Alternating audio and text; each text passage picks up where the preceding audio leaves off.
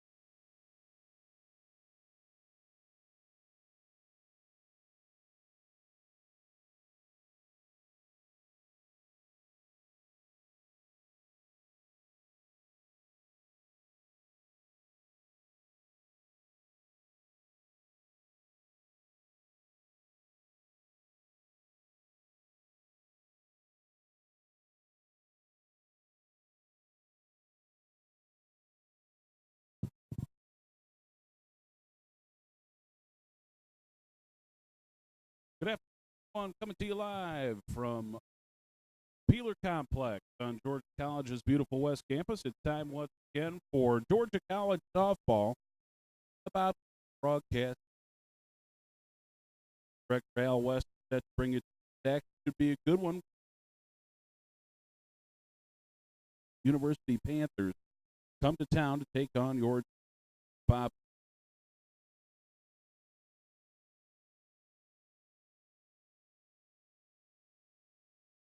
Sweep of Payne and 13 at 39 has 3 out of their last. Aylin Lee, the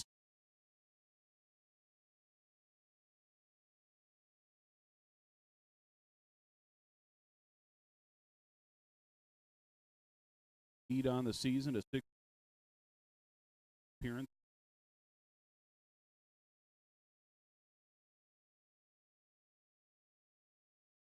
Two 2-0.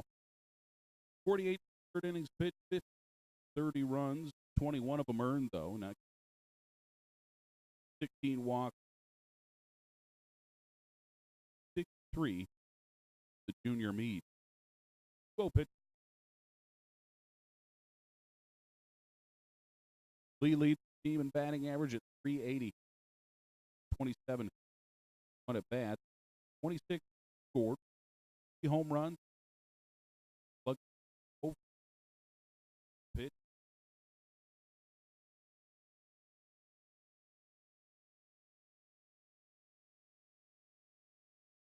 React.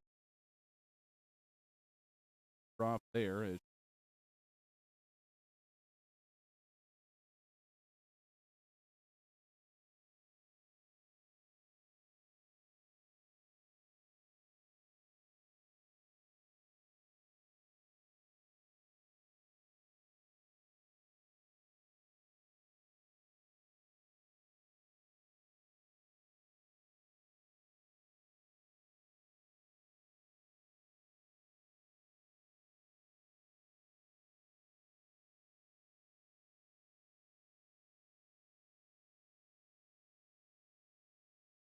left.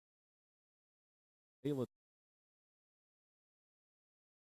Thomas hit 184, hit 49. 13 runs scored.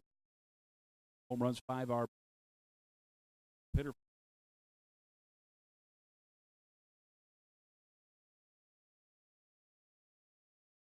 Southern Intercollegiate Athletic sweep Payne with authority.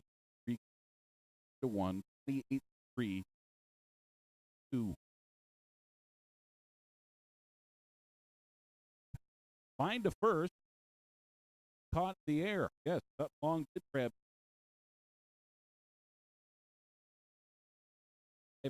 They're wrong. He doesn't get that. Could be a play of space. Kayla Cato, the first base. Cato 357 batting average, 5 hits, 21 runs.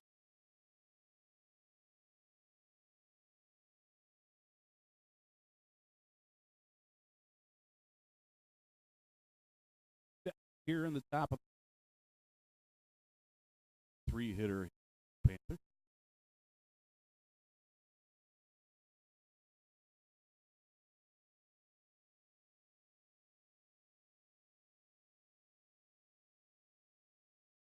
Davis. Full opportunity.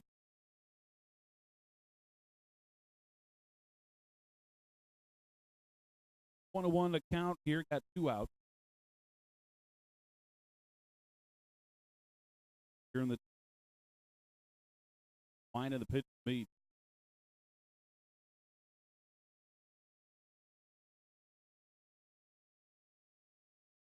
Comes in.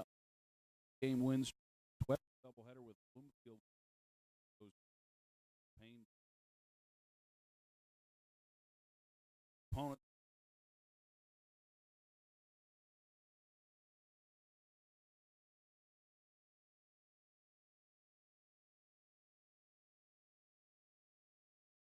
Greenville on the split. Bob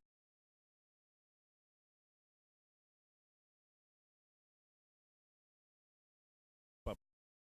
Lace center and first hit of the ball goes the way of the Panthers.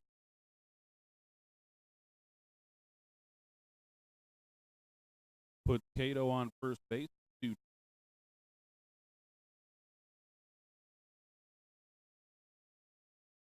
hitter. Foreman.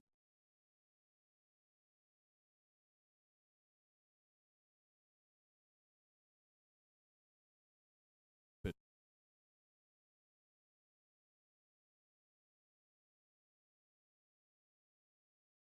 Pitch.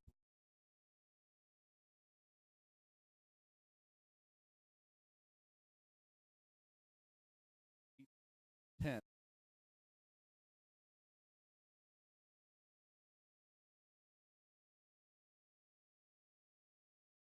Runner in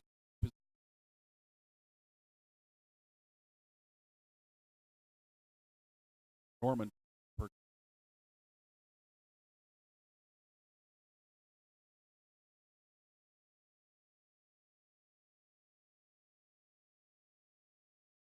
Really wanted that one there. Back.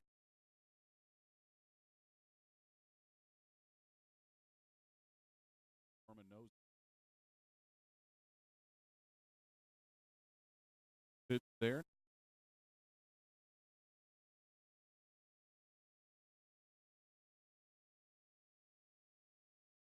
Claflin played.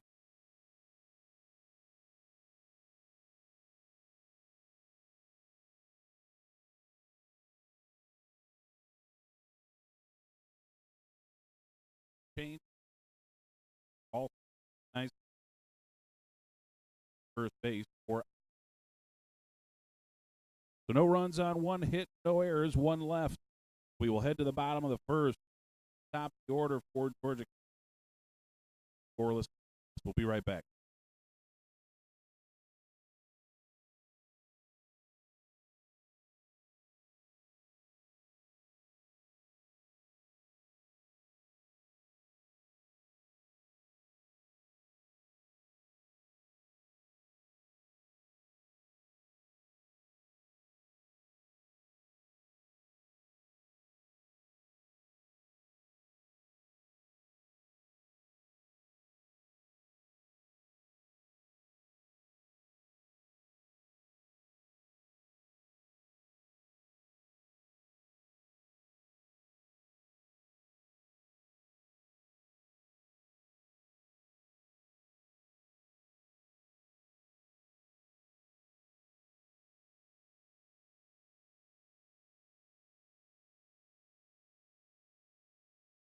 All right, folks, we'll come back a bit early.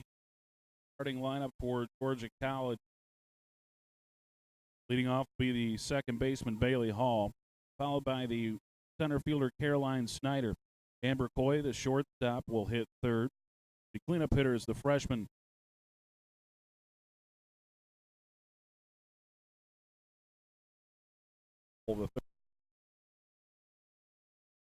Hannah Corsi, the designated player, will bat seventh. Hitting eighth will be Sarah Couch. Good to see the freshman right fielder back. Lineup hit on the wrist. Worry that broke. Everything's okay. Sutton Long, the Milledgeville native, first base, bat ninth. But they'll all be Norman.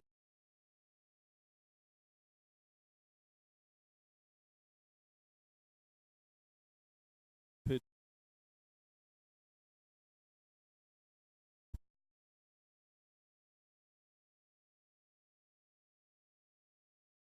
Two.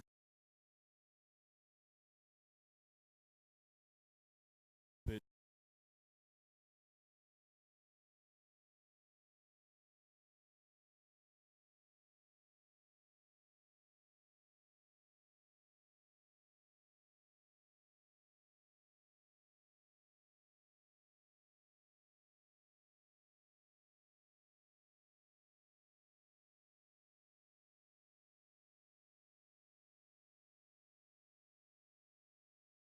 both ball.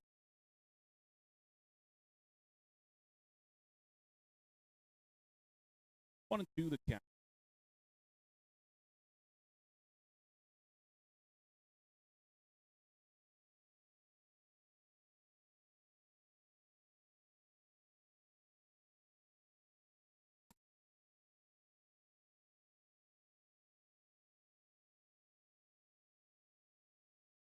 Series.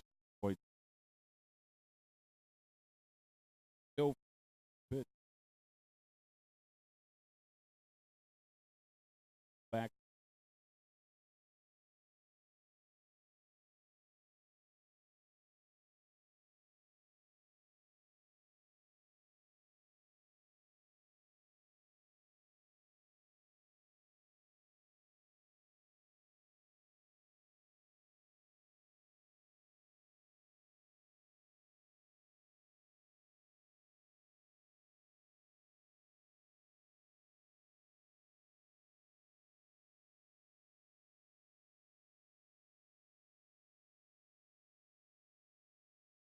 Ball will go down on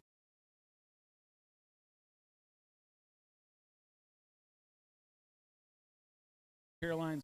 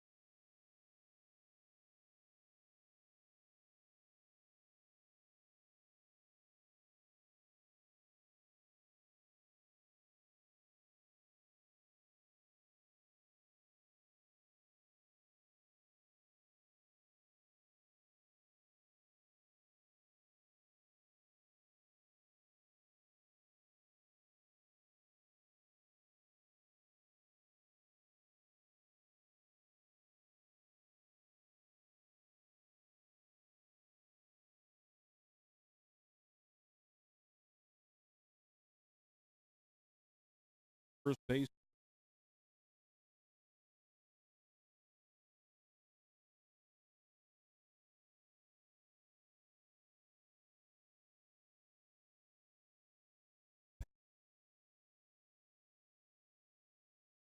Pitch, pitch.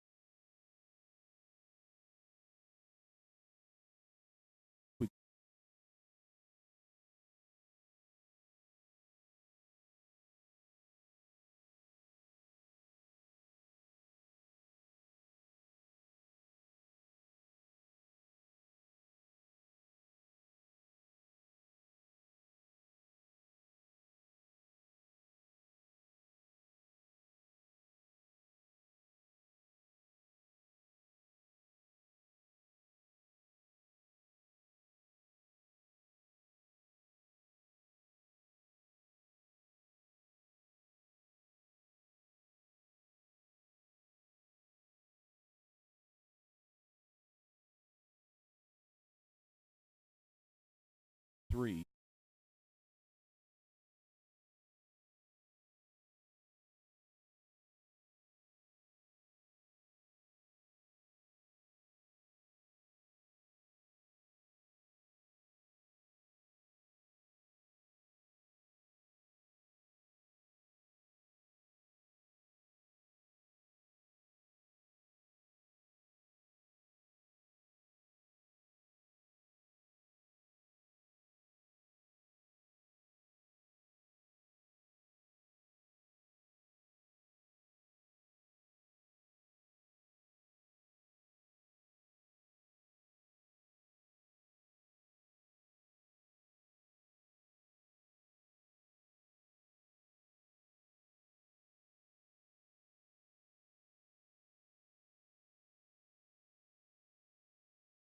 Type black.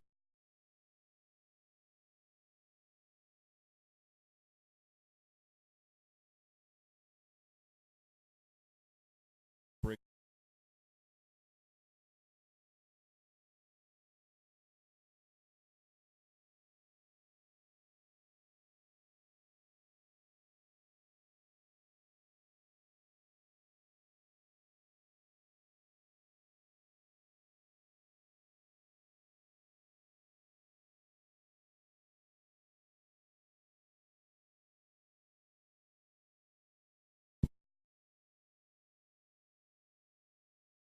Throw.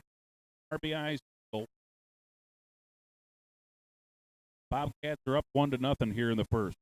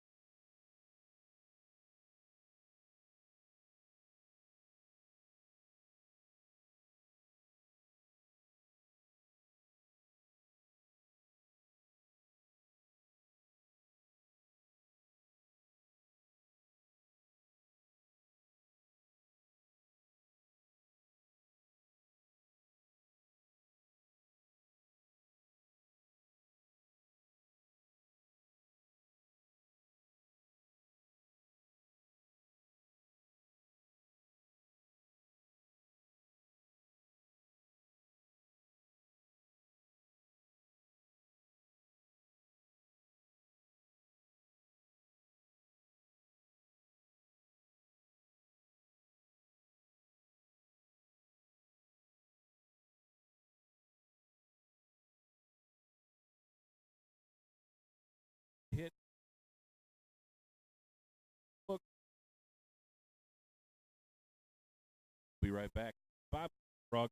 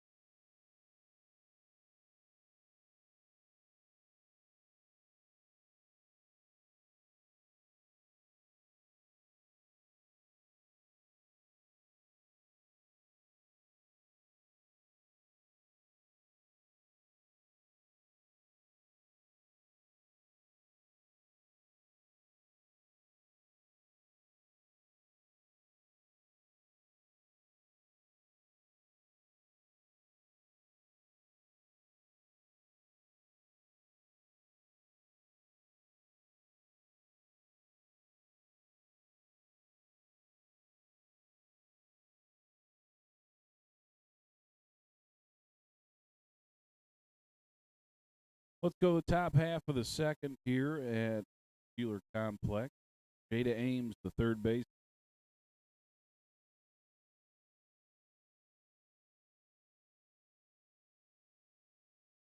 Pitch from Meade.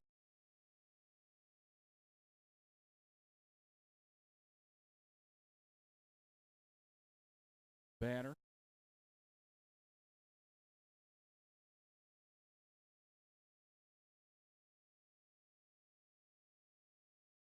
Way.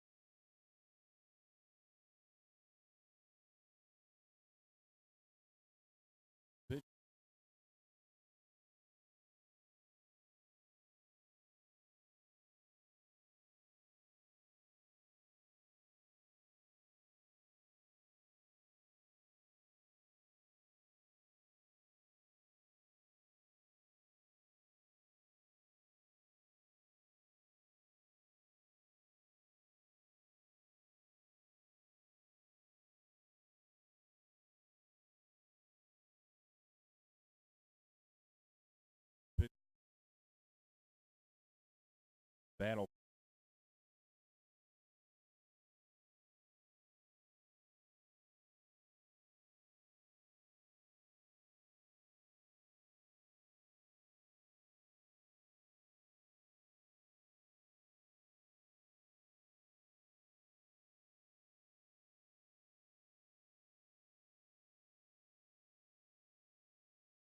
Riddle. George.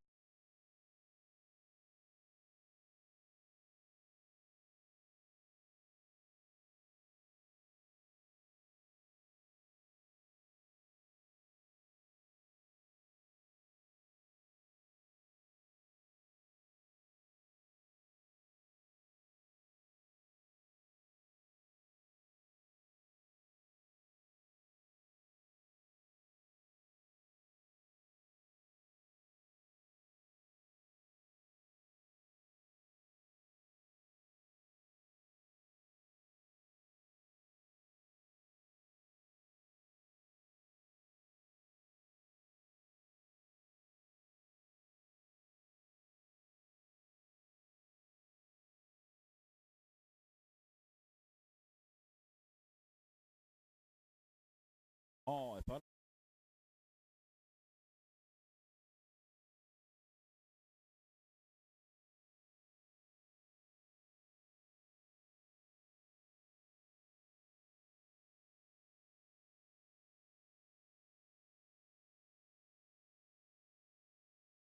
Mills.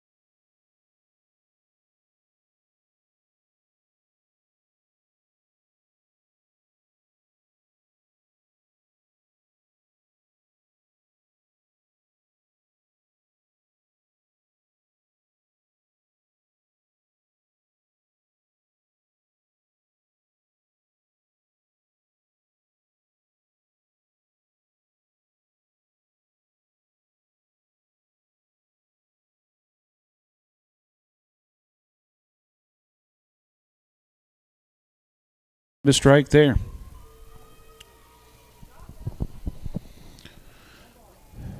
First of two softball contests here on the Bobcat Broadcast Network. Cut on a miss on the 1-2, and Howell goes down on strikes.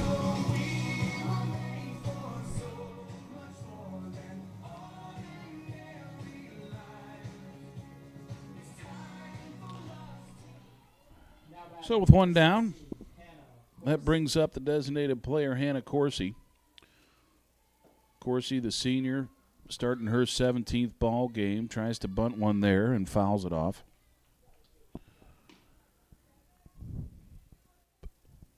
.327 batter, 16 hits on the year. She's got 10 runs scored, a pair of home runs, and 12 RBI. That one outside. All-conference player a year ago, as well as all-region at second base. 1-1 pitch, cut on a miss. It is now 1-2.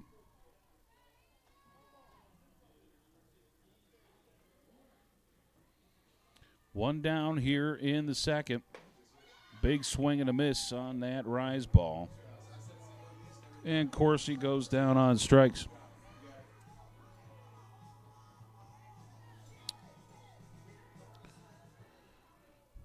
So with two down, base is empty. The freshman Sarah Couch will dig back in. Bobcat right fielder thinks about a bunt, takes a ball there, I think. Going to check and see if the swing, nope. So it is indeed a ball. Couch, great first season for her. .413 the batting average. As she takes another pitch outside, I got 2-0 count. 19 hits. 14 runs scored, 6 RBI. Slap hitter from the left side, as you see. And now a 3-0 count. She's one pitch away from getting on the base paths where she does most of her damage. Got hit by a pitch earlier this year and had to miss a couple of ball games. There's ball 4. 4-pitch walk. And that can turn into a double real quick here for Couch. As she will probably be stealing here pretty quick. So Couch on first base. Long takes a strike. This is Sutton Long. Local product from here in Milledgeville. .327 batting average. 9 runs scored. 2 home runs, 13 RBI. This one lifted to the right side. The first baseman backpedals. That's Cato squeezing that one for out number 3. So the Bobcats get one on by the walk and leave her out there. 2 in the books now. Georgia College 1, Claflin 0. Be right back with some more softball on the Bobcat Broadcast Network.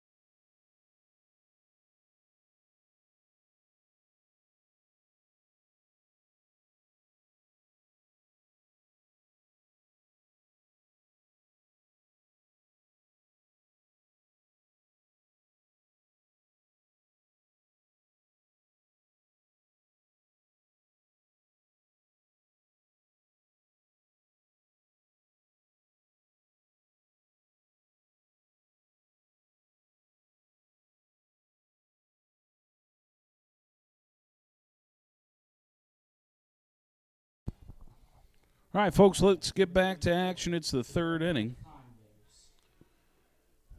And Savia Connors.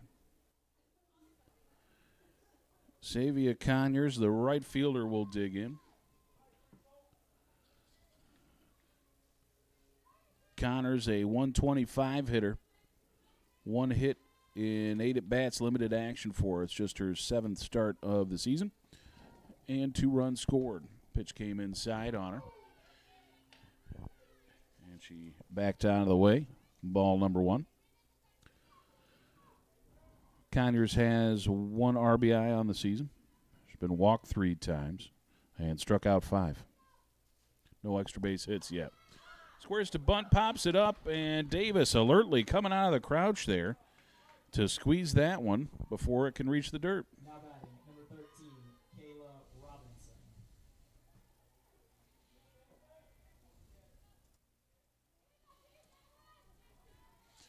So 1 down now for Kayla Robinson as she steps in. Another right-hand batter to face Meade. And a strike on the outside black. Robinson, the shortstop today. 245, the batting average. Started all 24 ball games. Swung on a 1-hopper to Howell, and she will send it across the diamond for out number 2. 5-3 put out there to get Robinson. We're back to the top of the order, and Lee. Now batting, Lakayla.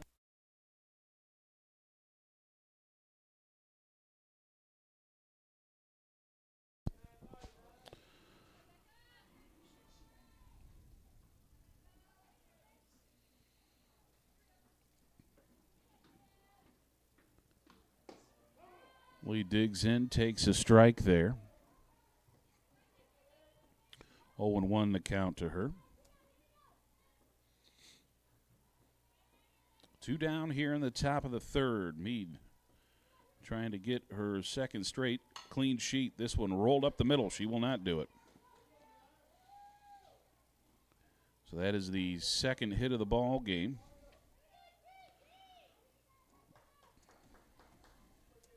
Now batting, number 5. As Lee steps on first base now.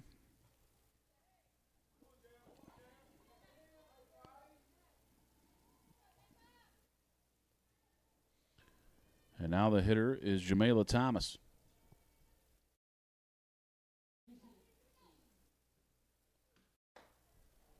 Takes a look at one outside. Had a slap approach in her first at bat. Didn't show it there.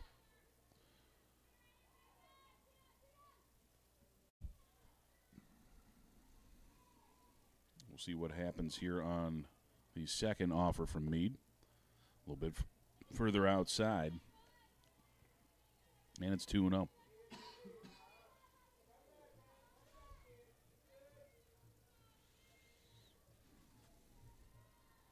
Thomas 0 for 1 in the ball game. 2-0 pitch is up. And Meade's got to buckle down here, in danger of walking the game's tying run into scoring position.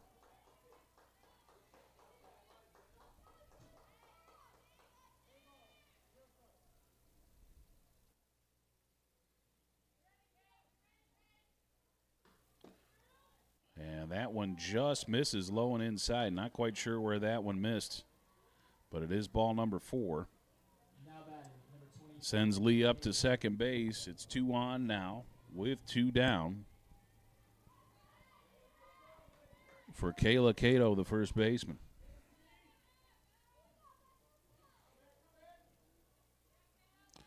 Cato 1 for 1.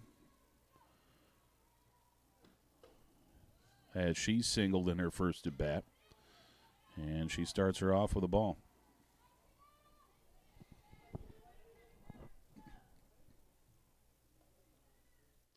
Time called at the dish, and Howell will head over from third base to talk things through with Meade a little bit. Smiles on both of their faces. She had something positive to say there. Trying to lighten the mood a little bit, I guess.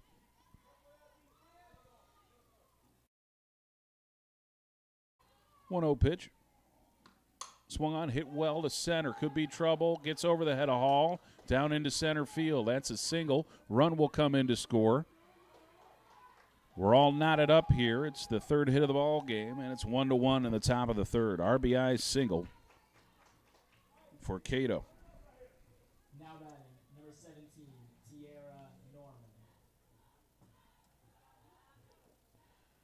Thomas with some alert base running. Checks into third base. So it's runners on the corners here with 1 down. And that'll bring out the pitching coach, Mary Beth Dennison, to talk things through with Meade a little bit. Try and settle down the junior. Very quick conversation. Just a couple of words of advice. And that brings up the pitcher, Tiara Norman.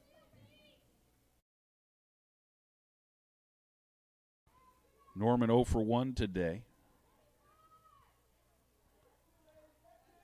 But she does have 2 ducks on the pond, can really help out her own cause here.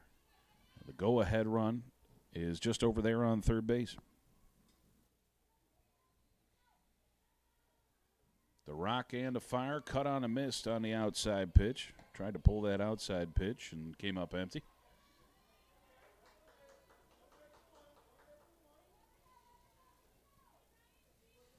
Runners on the corners, wouldn't be surprised if we saw Cato run here. She does have a stolen base already today.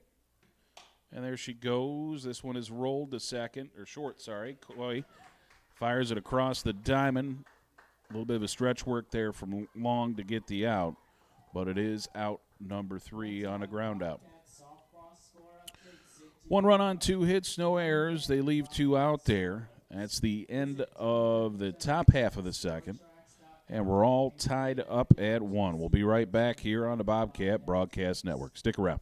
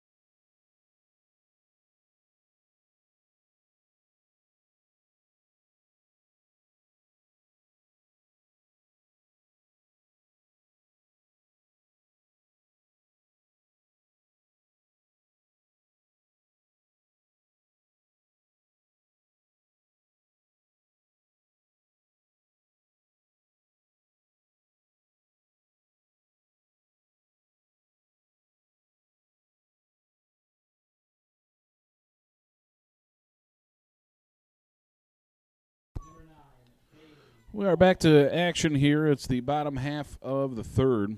Bailey Hall set to lead things off. She struck out swinging to start the game for the Bobcats in the bottom of the first. So she's 0 for 1 today. Thinks about a bunt and instead takes a ball inside. RBI singles on both sides so far. Have plated both of the runs. We're all tied up at 1 here in the bottom of the third. Swung on off the fist to the right side. Could be playable. Indeed it is. Cato gets underneath that one in foul territory for out number 1. So 1 down for Caroline Snyder. Snyder walked in her first trip, so no official at-bats for her. She came around to score the game's first run on the single by Davis. Pitch misses outside for a ball there. Snyder trying to get things going once again here with 1 down. And that's outside again. If I remember right, I think it was a 4-pitch walk the first time. No, she did see 1 strike. That's right. So in her at-bats, just 1 strike so far. All right, so that's 7 balls out of 8 pitches that she's seen so far. 3-0 is up, ball 4. So another walk for Snyder. Will she swipe another bag here? Actually, no, it was a pass ball that got her second base last time. We will see what Coy brings to the table this time. Struck out looking in her first at bat. Runner goes, throw down to second. A little bit of a collision there at second base. Ball kicks loose. I did not see the pitch, whether it was a ball or a strike. But either way, a stolen base.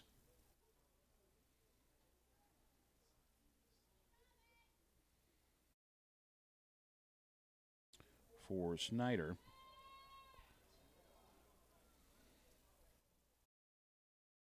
As she now stands on second base. Coy gets a bunt down. It is foul down the first baseline.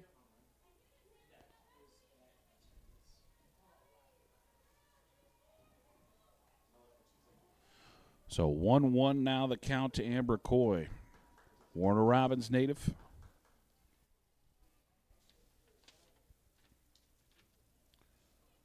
Coy, a graduate of Houston County, rolls one to second. The throw to first is in time. Nicely done there by Ely. The second out does move the runner over, but now it's 2 down with that runner on third.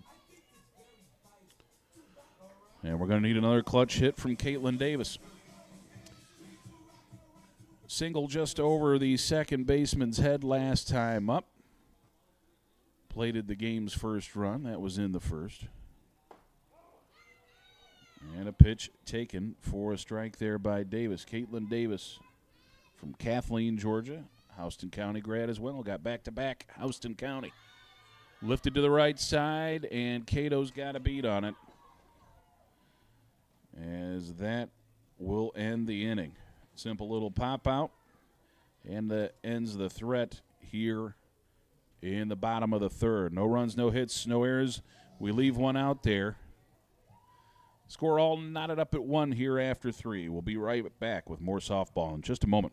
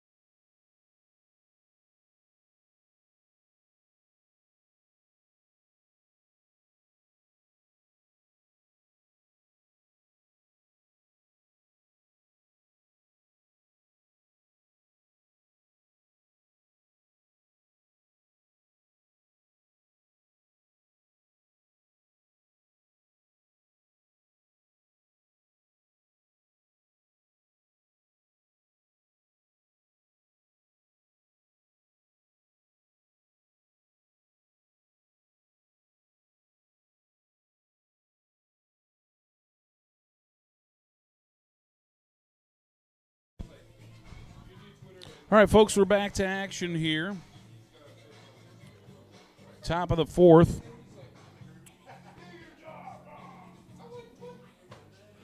Jayla Ames. Jada Ames, sorry, leading things off. Lancaster, South Carolina native. She struck out swinging in her first at bat. Top of the fourth, all tied up at 1. Came inside with a fastball, grabbed the corner. And Ames shaking her head a little bit. She disagrees on that one.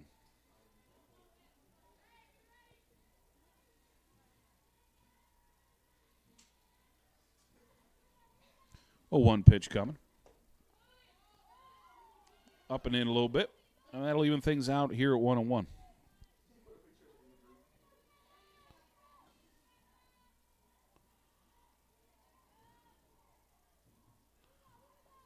The kick and a 1-1 pitch. That's up and inside. Again, it's 2-1.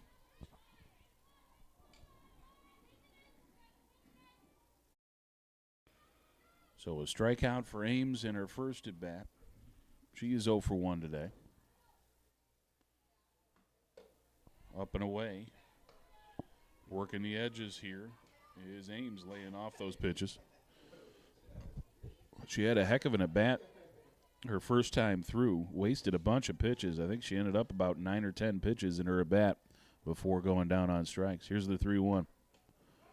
And that is poured in there for a strike. It does kick off the edge of the glove of Davis, but called strike regardless. So the count runs full here to the third baseman for the Panthers. The pitch from Meade. It's on the inside, black, strike 3. Caught her looking on that one. And Ames goes down on strikes. Number 7, Deandra Ely. Deandra Ely, the second baseman, now up. She grounded out to her counterpart in her first trip. So 0 for 1 on the day.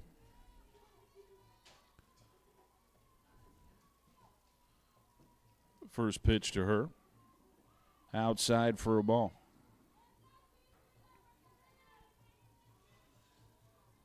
Ely, the senior from Fort Lawn, South Carolina, transfer from Brevard College, the Tornado. 1-0 is lifted right up the silo. Meade calls some people off, and Howell's a little bit louder. She's going to take that one instead. So she shoves Meade out of the way and takes the out. 2 down now for the catcher, Mills. She struck out swinging in her first at bat.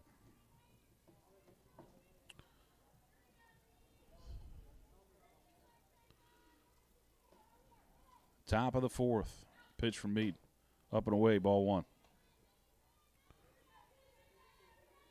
Becca Meade in her first year with the Bobcats. Transferred in from Georgia Highlands College. The Winder, Georgia native. Got 2 years of eligibility left.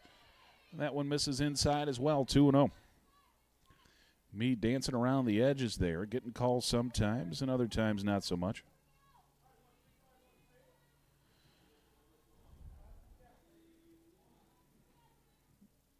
Here comes the 2-0, cut on a miss. Not the swing you'd want to have on a 2-0 offer. That one looked a little bit low and away. She might have helped us out. Here comes a 2-1. This one, tap foul back to the fence. And we got Deuces Wild once again here at the Peeler Complex.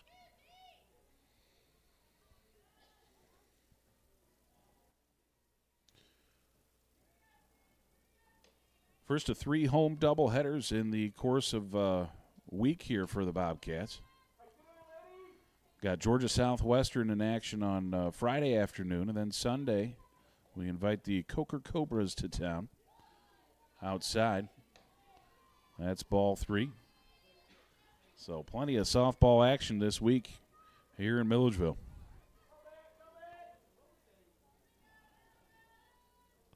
Meade rolling the ball on her hip. A payoff pitch on the way. Cut on a miss. She struck her out. Nice pitch there. And it ends the top of the 4th. They go down in order in the 4th. Going to be a pair of Corsies sandwiched around Howell due up in the bottom half. We'll be right back.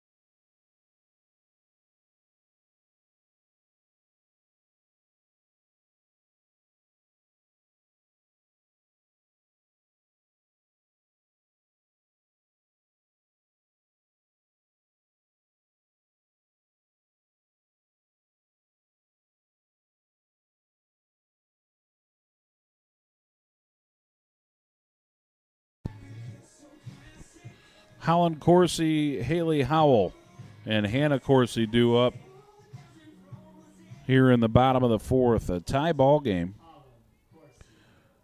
Holland 0 for 1. She grounded out to shortstop in her first trip. We'll see what Holland can do here with the leadoff effort. She rolls one to third.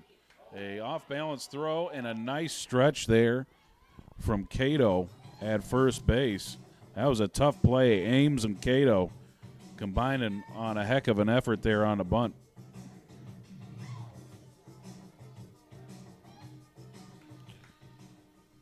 So one down, and Haley Howell, the third baseman, up.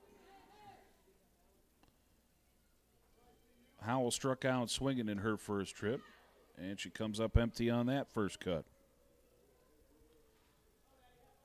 One down here in the fourth, tie ball game. As the Bobcats take on Claflin in non-conference action. I could be wrong, folks, but I think this is the first time we played Claflin. Haven't seen them in my 10 years here. This one fouled back and out of play.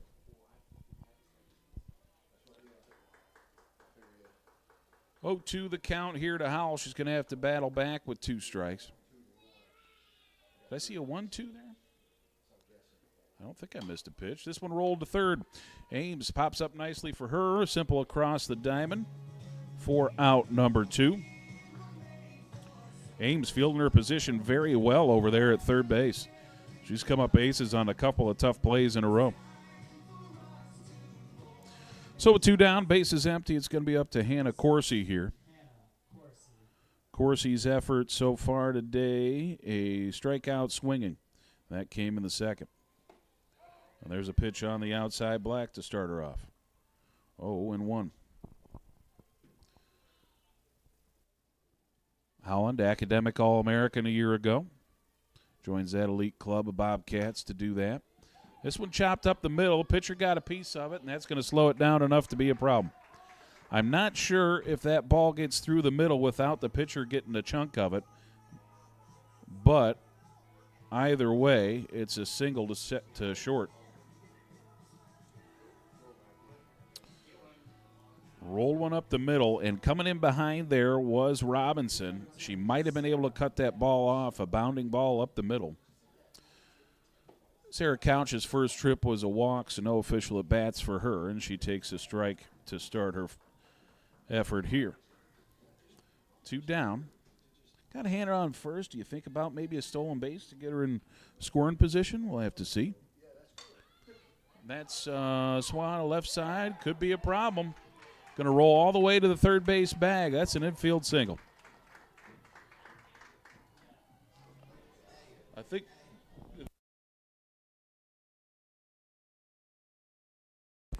That's a hit, guys. All right, so that's going to be a single on the bunt by Couch. And first and second now for Sutton Long. She squares the bunt, pulls it back, and the pitch is low and inside. Let's see what Long did her first time. She popped out to the first baseman. So she's 0 for 1. This one laced to center. That'll get down for a single. Here comes Hannah, going to try to score. Throw goes to third, and it kicks away from third base. So the error will allow the extra run to score. Great alert base running there from Long as she checks into third base. The Bobcats score a pair on a hit and an error. It's 3-1.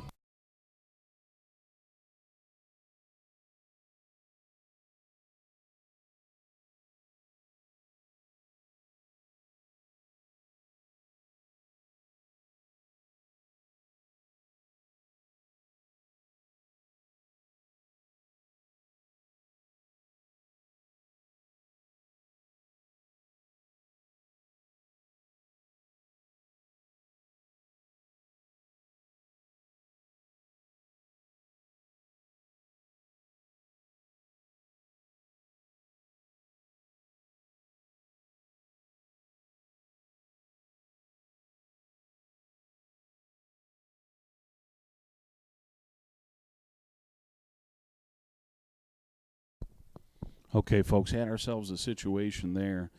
The bunt allowed Hall to get to first base, and then Cato, the first baseman, was trying to deliver a throw to the plate, and the pitcher, Norman, got right in the way. And that throw went right into the head of Norman. She hit the deck here. I think she's going to be okay, but she's probably going to have to come out of the ball game. That was unfortunate spot there, just wrong place, wrong time. And yeah, that is an unfortunate play there. I think she was trying to get out of the way, back something up. I don't know why she was in that location. She was covering over to maybe try and get the grounder, but yeah, the single, and then she got hit by that throw. Oh, it was an out? Okay, yeah, we're going to have to edit that play. Maybe okay, so a miscommunication. The pitcher, the first baseman thought that there was still an out yet to get, and she was trying to cut down that runner at the plate. Well, either way, folks, unfortunate spot there. I hope Norman's okay, and I hope she can take to the ring next inning. We will see. We'll take a brief break. We'll be right back.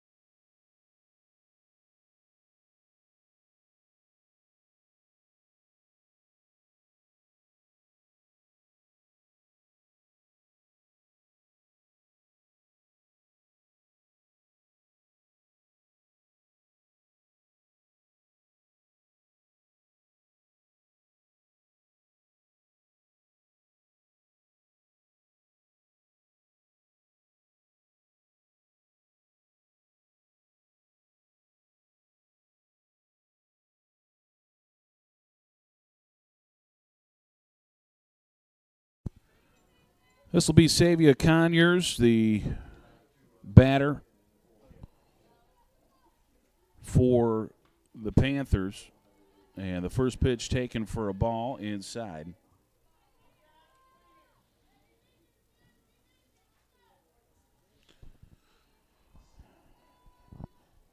Bobcats up 3-1 after picking up a pair in the fourth.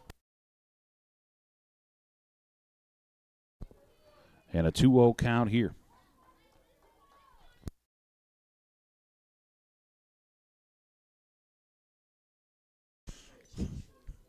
The count. Gets a bunt down. Nice one there, and that's going to be an infield single. Great piece of bunting there. As Claflin gets their fourth hit of the ball game. And gets the leadoff runner on here in the top of the fifth.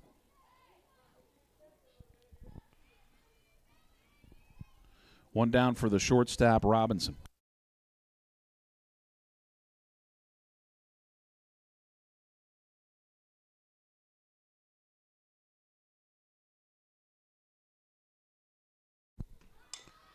Bunt down again here. This is a sacrifice this time. Throw will pull Hall off of first base, though. So that's going to be an error on Sutton Long on the throw.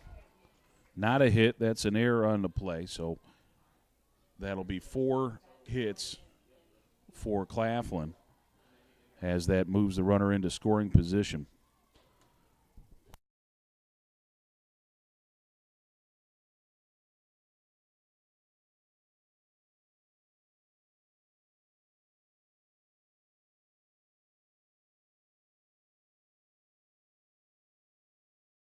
So now runners on first and second. They tried to give us an out there, and we couldn't get it. So back to the top of the order. And LaKaylin Lee, the center fielder, will dig in. Bobcats up by just a pair here. It's 3-1 in the fifth. Thought about a bunt. She pulls it back and takes a strike. Good spot for a bunt here to try and move these runners over.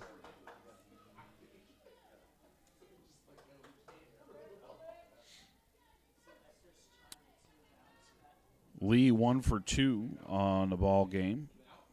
She struck out in her first trip and a single in her second. Gets this bunt down, but it's foul. So now deep in the hole, 0-2. Do you wipe off the bunt here? Or do you try and get another bunt down with 2 strikes? Depends upon how much confidence you have in the bunting ability of Lee.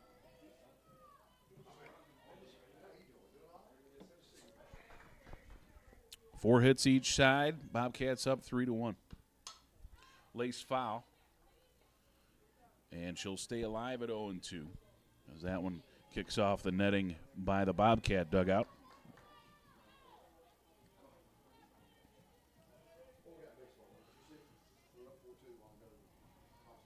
Wide open stance here for Lee. Brings it closed as the pitch comes. Slap approach there, and she takes the ball outside. It's 1-2. I've seen Lee with the full swing from the left side as well as the slap approach. She's very busy on that backside. Fleet of foot as well. She's going to be tough to retire at first base on a grounder. Lifts this one to the left side. Corsi got it. Holland squeezes it. Runners cannot advance on the play. So we get an out there and a big one without the runners advancing. So that'll be one down for Jamila Thomas. Thomas, the Panther left fielder. Now we got a conversation here for Jamie Gradecki as she may make a pitching change. So getting the out on the play is Meade, and that's going to bring in the new freshman there that joined us in December, Jessie Morris. So Morris will take to the ring, and we will tell you about her in just a moment after your brief break. We'll be right back.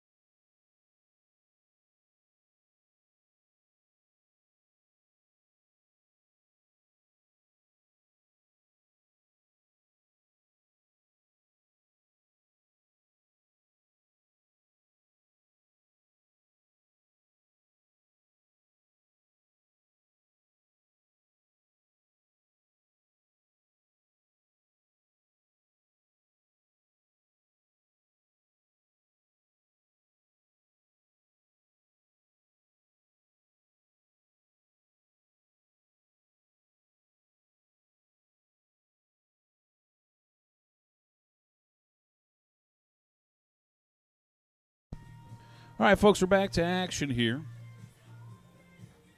as Jessie Morris takes to the circle for the first time today, making her 4th appearance. They've all been in relief. She does have a 1-0 record, a save, a 2.47 ERA, 5 2/3 innings pitched, 5 hits against, 2 runs allowed, 4 walks and 7 strikeouts. Opponents hitting .217 against the right-hander.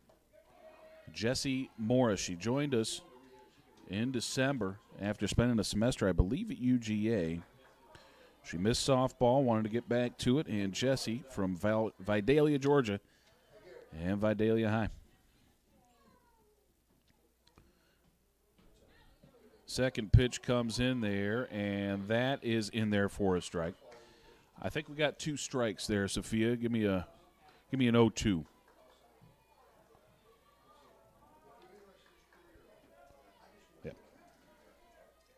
So 2 looking strikes here for Thomas. She's got to get the bat off the shoulder. Runners on first and second, and 1 out. That one misses outside. It's 1-2.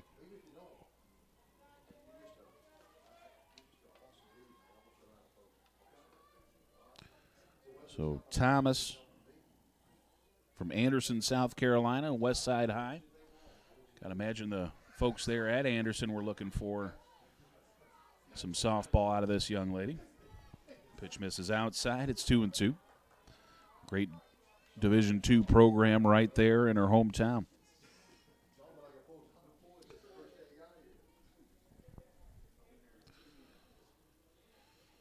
Here's the kick and the 2-2 from Morris. Fouled back and out of play.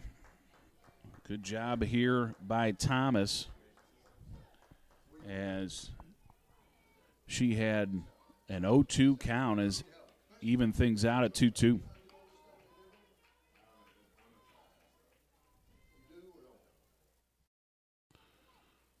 Rock and a 2-2 pitch. Swung on, laced foul, back and out of play.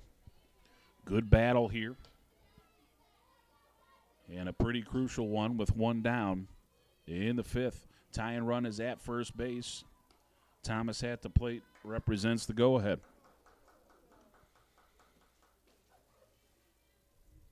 Morris in a big spot, 2-2 pitch. Came with the fastball up. Count runs full. Jesse Morris. See, she sports the face mask there. That's now mandatory in high school ball in Georgia. So we'll probably see more and more of the freshmen at the collegiate level wearing those because they're used to them. Payoff pitch is fouled back, and it will get out of play. Davis gave chase, but it trickles over the top of the press box here, and the count remains 3-2.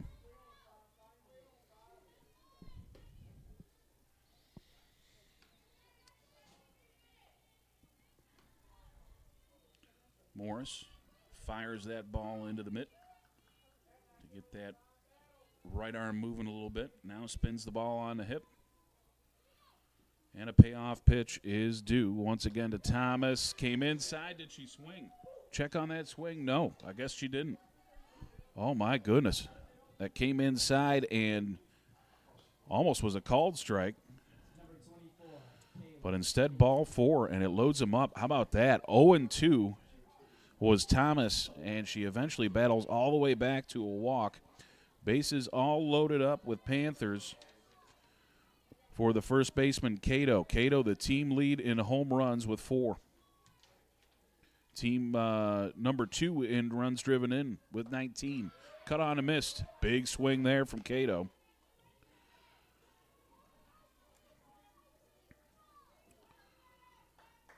One down. Bobcats facing a hitter who's 2 for 2 already today with a RBI. She plated the first run of the ball game for Claflin with a RBI single. There's a pitch taken for a strike. Morris needs a strikeout here. A bit of a strikeout artist. She's got 7 in 5 2/3 coming in.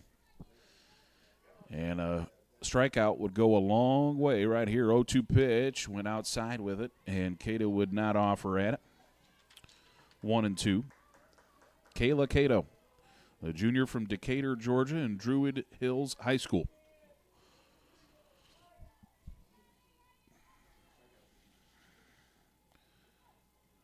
The rock and the 1-2. Swan lifted out of play to the right side.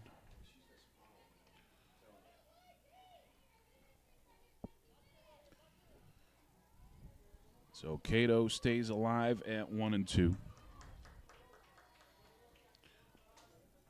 Go-ahead run is now on first base. Tying run in scoring position. 1-2 pitch.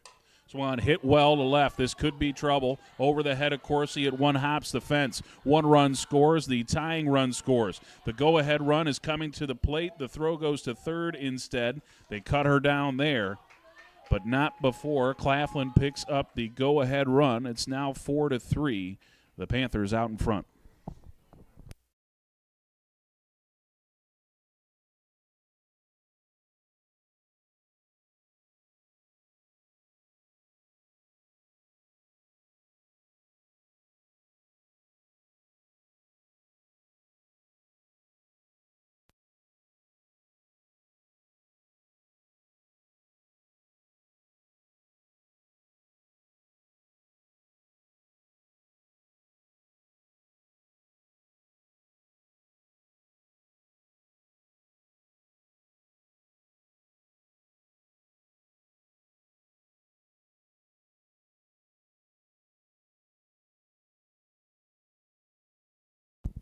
Okay, 2 down and base is empty now. Bobcats trailing by a run. This is the pitcher, Tiara Norman. So good to see her take back to action here after taking that throw off the head in the defensive half. Norman takes a look at one there. Swing did not go through. Did the base umpire say she swung? Oh, home plate umpire that said it, all right. So 0-2 the count here to Norman. As I'm glad to see her back in play. Swung on, lifted to center. There's Snyder. Wow, that fly ball almost knocked the mitt off her hand as she grabs that one for out number 3. Big inning for Claflin. They pick up 3 runs on 2 hits and 1 Bobcat error. Due up for the Cats, it's Snyder, Coy, and Davis in the bottom half. We need to get it right back. 4-3, Claflin out in front now. We'll be right back.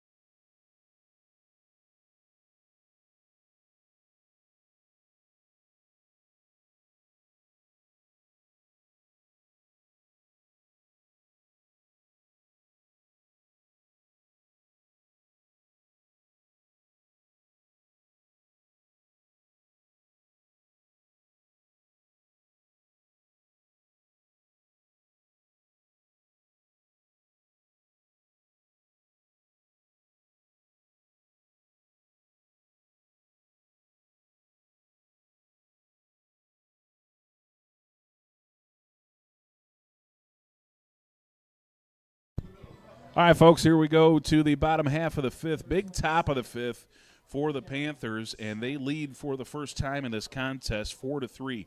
4 runs on 4 hits, 1 error for Claflin. It's 3 runs, 4 hits, and 1 error for the Bobcats. As here we go with Snyder at the dish. She takes a first pitch strike. Big cut and a miss on the second one. She's 0-2. Snyder with no official at-bats, I don't believe. I think she's walked twice. Yes, she has. And she's scored once. Fastball up and in, just under the chin there of Snyder, and it's 1-2.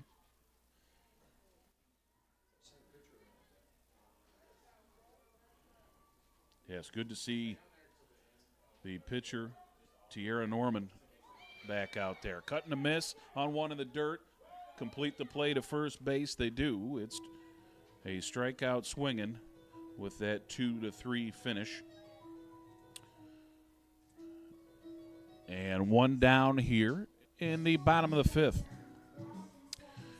And that's Amber Coy at the dish now. She's 0 for 2 with a strikeout.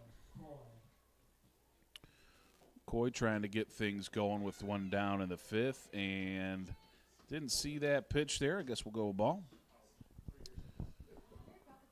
1 down here in the bottom of the 5th. Another delivery to Coy, and that one misses.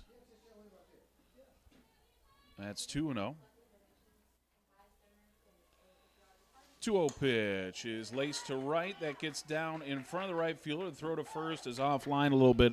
Probably wouldn't have had her anyway, but Coy picks up the 5th hit of the ball game for GC. So Coy drops a single to right with 1 down. How about a stolen base? Get her in scoring position for Davis here. Caitlin Davis at the dish. She is 1 for 2 with an RBI single. And that pitch misses for a ball. Davis has driven in one. That was in the first inning. Yep, here comes the 1-0. That's hit well to left. Fair or foul? Just foul. Oh, my. Oh, long, noisy strike. Just missed it by about half a foot. That wasn't much at all as that dropped in there. That would have been extra bases. and probably a run as that rattled down in the corner. But instead, it's a strike and a 1-1 count. Time called here is Snyder with or Coy over there at first with a shoe to tie. 1-1 pitch. Tap foul back behind the dish. 1-2 the count.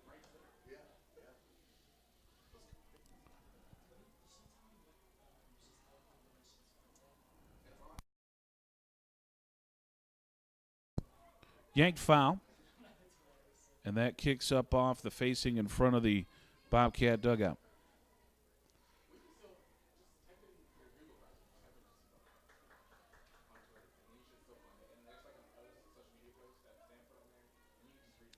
The rock and the pitch, 1-2, is sent to the right side. They go to second, cut down the lead runner. The throw to first is not in time.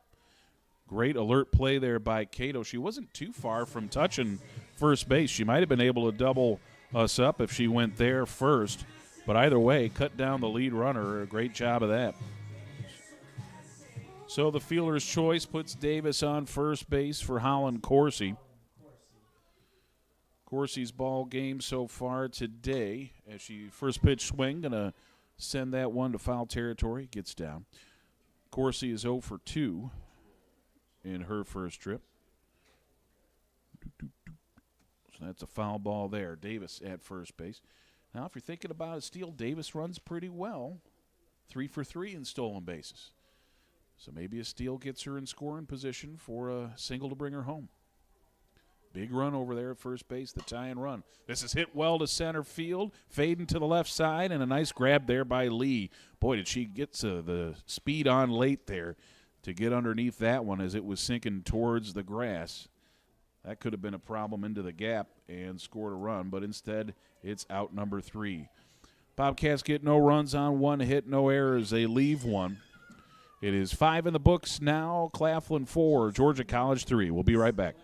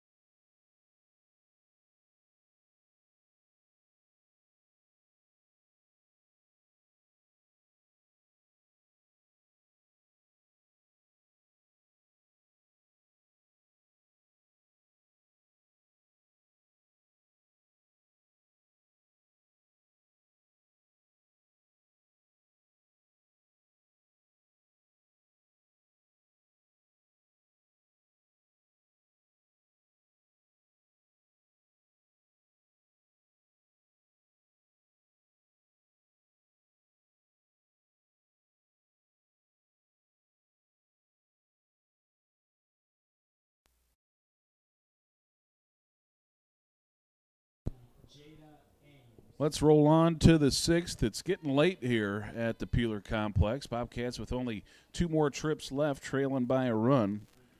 The Lady Panthers going to try and add to that 4-3 lead. Going to be Jada Ames, the third baseman, followed by Ely and Mills. Ames has played a great third base over there. Made one play where she had a decision to make, thought a bunt was going to go foul, and it did not. But outside of that, has come up aces on everything over there. Ames 0 for 2, though, at the dish with a pair of strikeouts. 1 looking, 1 swinging. 0-1. Up a bit. 1-1 now the count to Ames.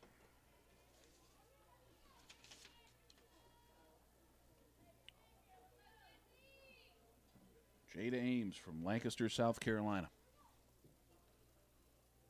With a 1-1 pitch in on the fist, it's foul back and out of play.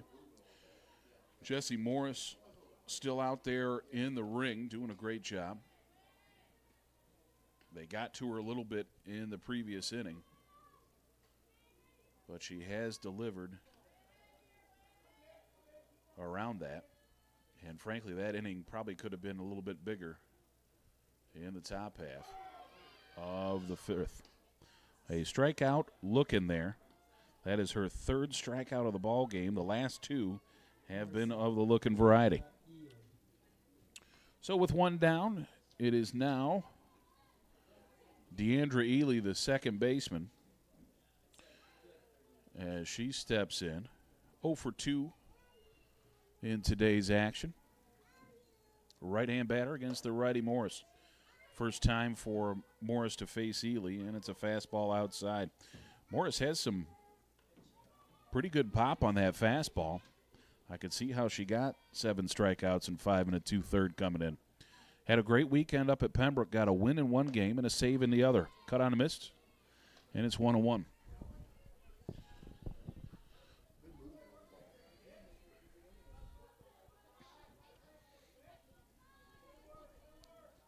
Good movement and speed from Morris. Haven't seen much of a changeup yet, I don't think.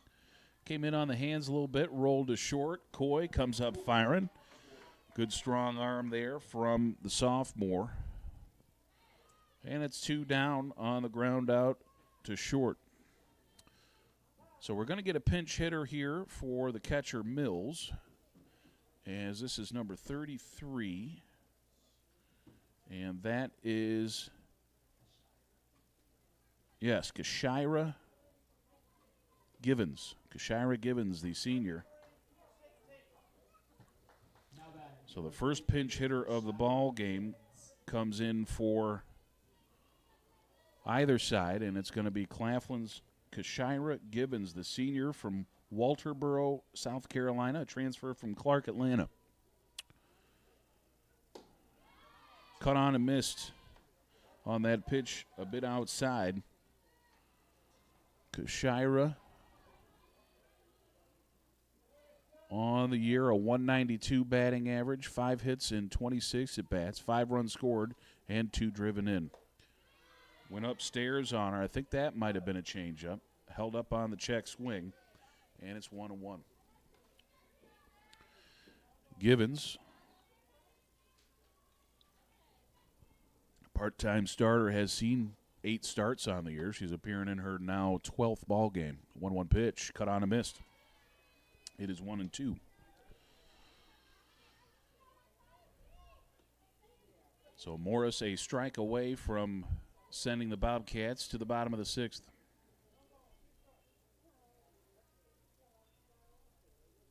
Long look in. Here comes Morris. Came with that fastball up and it missed. And now Deuce is wild here at the Peeler Complex.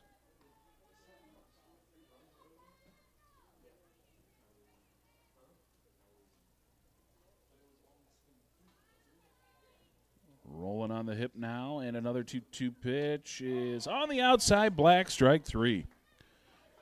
Caught her looking at that one, and it ends the top of the 6th. They go in order, and we'll head to the bottom of the 6th. Maybe a little bit of momentum off the defense to get the offense sparked. We'll be right back.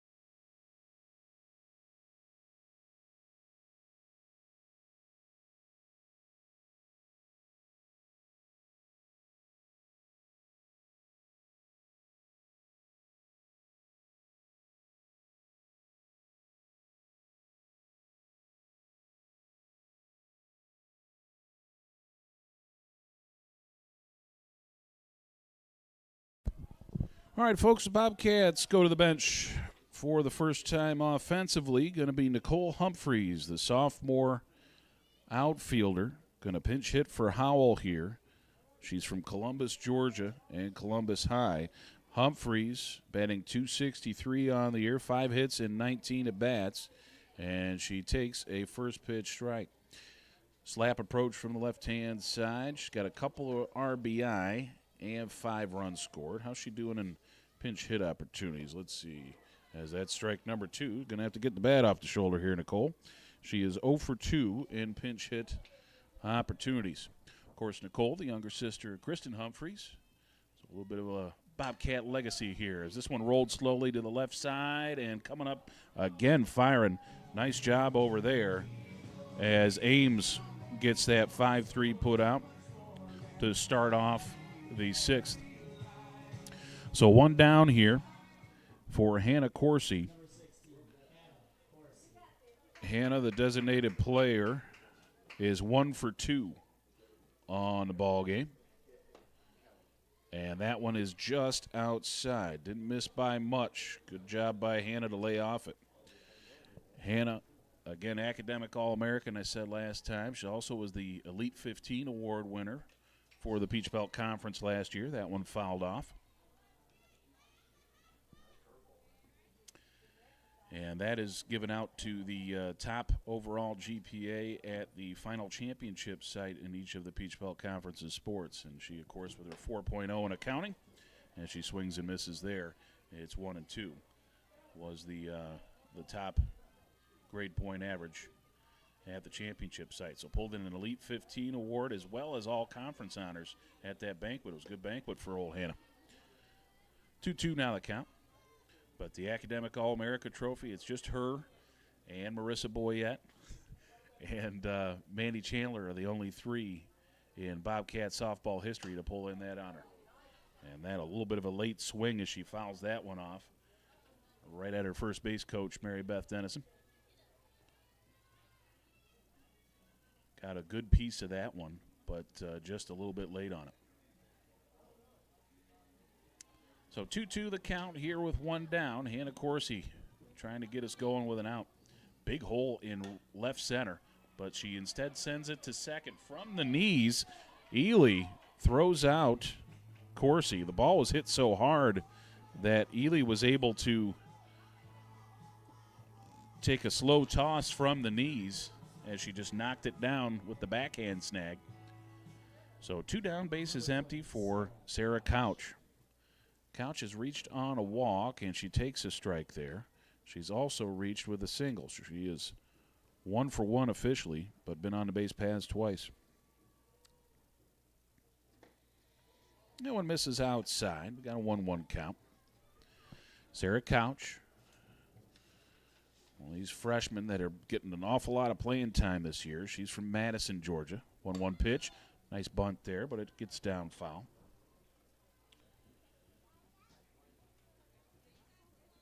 Couch came into the ball game at 4-13 on the season.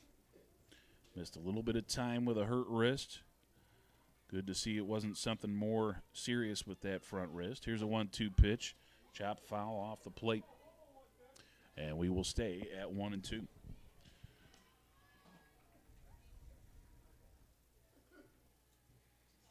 Couch playing right field.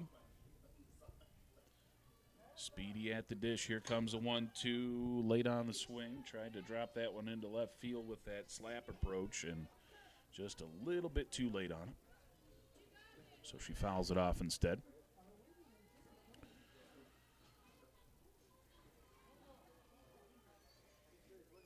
Madison County High grad. Awaits a 1-2. Sliced foul back to the fence. Had the timing on that one, just a little bit underneath it. And it is 1-2.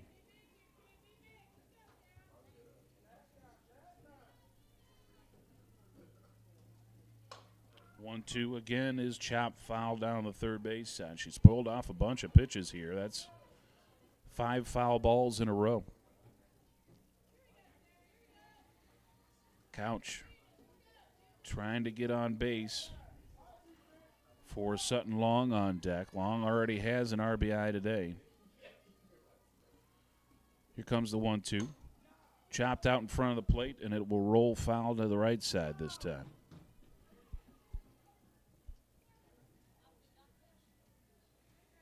So now 6 fouls in a row as Couch continues to battle.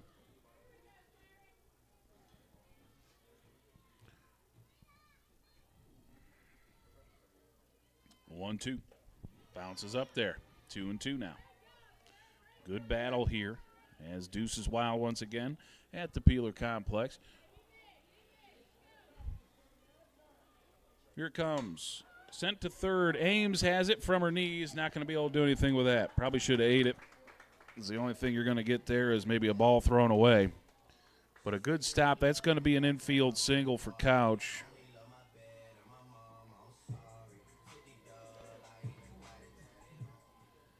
Number 2, Sutton Long. As Ames was able to knock it down, but tried to make a throw from the knees, just couldn't get enough on it. Hit number 6 of the ball game for Georgia College. This pitch up and in on Long, just missed her hand there. And it is ball number 1. This is Sutton Long. Bobcat first baseman is 1 for 2 today with an RBI. Takes a look at a pitch there. Must have been looking for a different kind of offer because that looked to be a good chunk of the plate. And it's 1-1. Well out in front of that one, and she yanks it foul, 1-2. Sutton Long, versatile ball player for us, has played multiple different positions at first base for the more recent lineups, though. And that one kicks away from the catcher, the wild pitch. I think she was running on the play anyway, so that's going to be a stolen base, but 2-2 the count.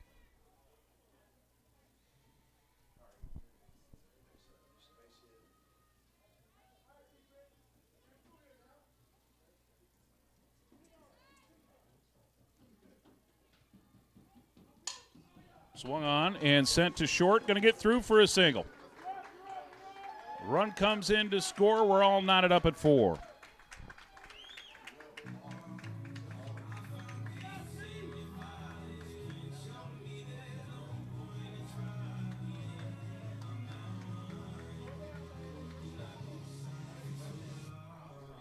So the single through the left side by Sutton Long brings in Sarah Couch. How big was that stolen base now as it ties up the ball game?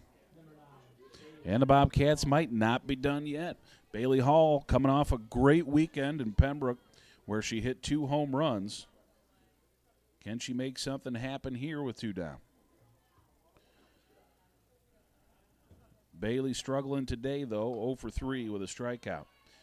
And a pitch taken for a strike there.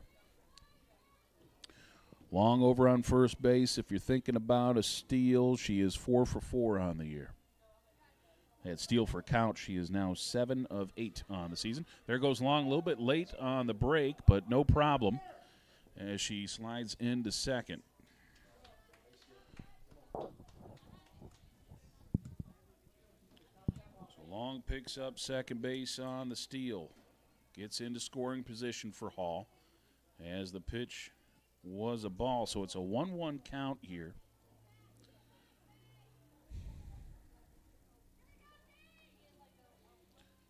Here she comes. Swung on right back at the pitcher. Kicks off her shin to second baseman. The underhand toss gets away at first base, and the go-ahead run will come in to score. Did it score before they tagged out Hall coming back to first base? All right, so we're going to... All right, so the run counts on the play as Bailey Hall kind of curled towards second base. Alertly, the first baseman, Cato, tagged out the runner, but not before Georgia College takes a 5-4 lead. And now the Bobcats 3 outs away from a come-from-behind victory. We'll be right back with that action in just a minute.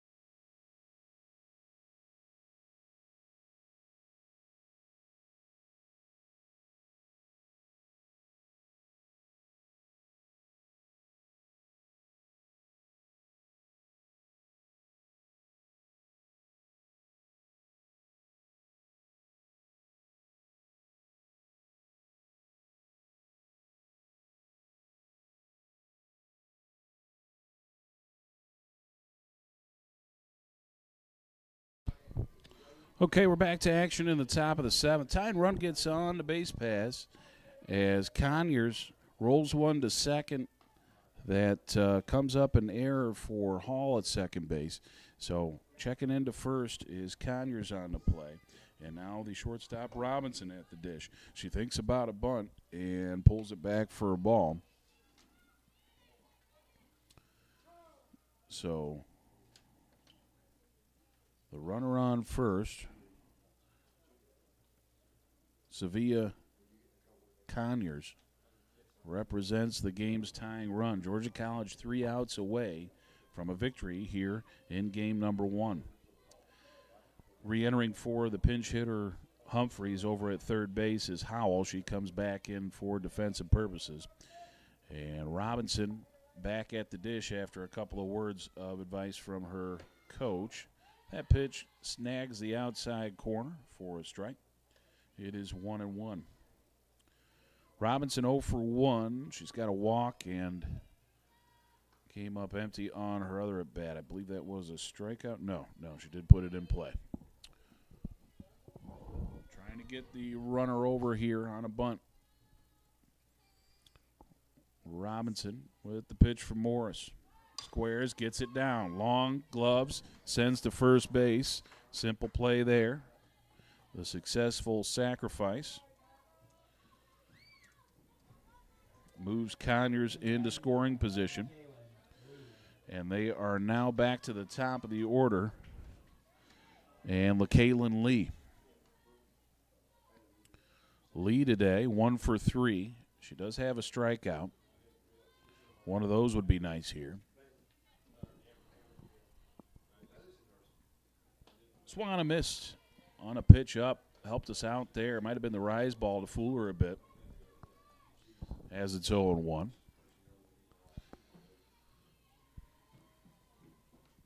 Bobcats up 5-4 after picking up 2 runs in the bottom of the 6th. Here's the pitch. Cut on a miss. Nice one there. As messing with the timing on the changeup. And now Morris is a strike away from retiring Lee. This would be a nice out to get without that runner moving up anymore. 0-2, cut on a miss. She struck her out. Big pitch there. Might have been a screwball. Looked like it had a little bit of movement away from that left-hand batter. But that strikeout swinging puts the Bobcats an out away from stealing a victory here. Thomas now up. And she is 0 for 1 today with a walk. Swan and foul back to the fence. Behind her is Cato. Don't want to get to her. That is a dangerous bat on deck. Morris with a long look here. 0-1 pitch coming. Swung on and tip foul into the mitt. Another rise ball there, and these lefties are having trouble with that pitch, picking it up for Morris. That was well out of the zone and tipped foul into the mitt. Conyers on second. Morris has the call, an 0-2, and that was outside. Did the same pitch there, it looked like, that they struck out Lee with. But Thomas able to hold up. Morris steps out to regroup. Windmills the ball into the mitt, and now she's ready on a 1-2. Swung on, lifted to center. Late break for Snyder. She's going to grab it for out number 3, and the Bobcats win. Hung on with white knuckles with that one, folks, as Snyder had to cover a lot of ground to get to that sinking fly ball. But that is out number 3. So Bobcats take game number 1 here 5-4. 5 runs on 7 hits and 2 errors for Georgia College. For Claflin, it's 4 runs, 4 hits, and 2 miscues. As the Bobcats will now move to 14-9 on the season. Claflin falls to 10-13. The victory will go to Morris as she improves now to 2-0 for Claflin. The loss will go to Tierra Norman, and she will fall to 6-7 on the season. The Zaxby's player of the game in game number 1. Let's go ahead and give it to Jessie Morris. She came in a big spot, gave up a couple of runs, but then hung on late and ended up with a decent little ball game, picked up some big strikeouts down the stretch, and helped us finish that thing off. So that's Morris with her line. She goes 2 2/3.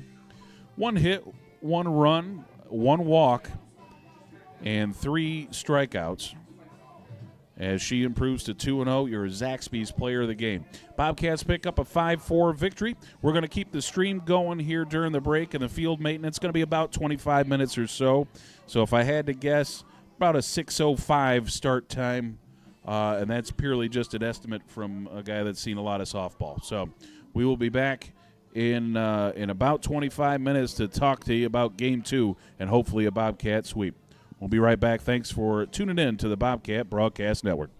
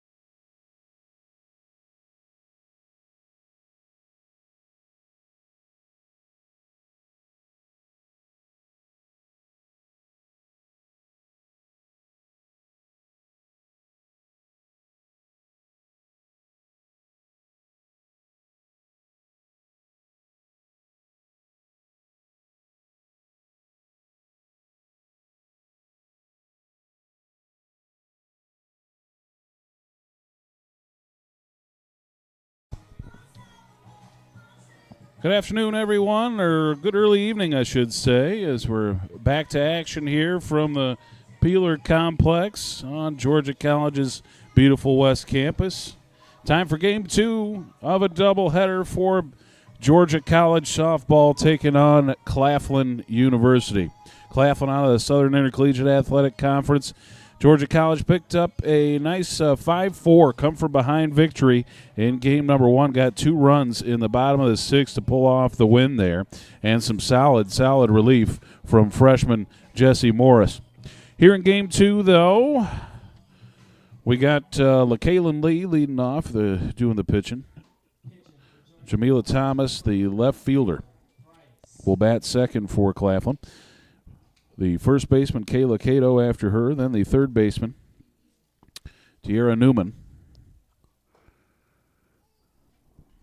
Deandra Ely, the designated player, will bat fifth. Then Kashira Givens, the second baseman, hits sixth. Batting seventh, Caitlin Mills, the catcher. Eighth, Savia Conyers. Let me get that right. I want to make sure, in case the folks are listening at home there. Savia Conyers, and that's Kata Robinson, the shortstop, batting ninth. Playing right field in the flex spot will be Najila Miller. Okay, so this is LaKaylin Lee, the pitcher here for game number 2, digging in. First contest, she went 1 for 4 with a run scored, and the first pitch misses for a ball. Second offer grabs the outside black. We're at 1-1. All those Panthers facing Kayla Price in the circle. Let's see what Kayla's got going here in her junior year, as that one's fouled back to the fence. Caught one of the poles there holding up the netting. Made a nice dong. Here's Kayla Price, 4-2 record, making her 13th appearance in her 10th start. She's got a couple of complete games, including a shutout. 4-2 record, like I said, 4.23 on the ERA. 46 in the third innings pitched, 61 hits allowed. Swing and strikeout to get things going right there, as that is her strikeout number 24 of the year with 10 walks against that. Opponent's hitting .298 against the junior from Indian Land, South Carolina, in her second year with the Bobcats. And this is Jamila Thomas, the left fielder. Her first contest today. She went 0 for 2, did reach on a couple of walks and score a run, though. She takes the first pitch for a strike.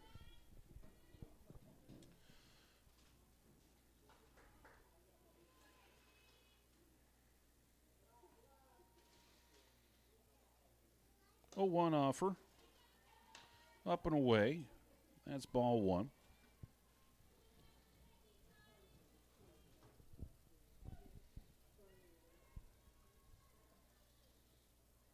And now a 1-1 is chopped to second. Hopped up on Bailey Hall there. Good reaction time to field that one up by her shoulder, as she gets the 4-3 put out for 2 outs here in the top of the first. Now a dangerous bat comes to the plate in Kayla Cato.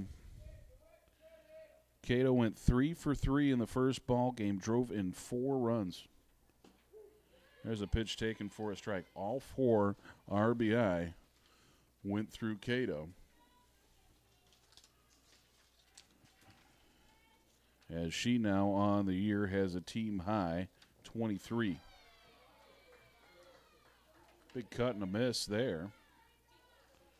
Now the count 0-2.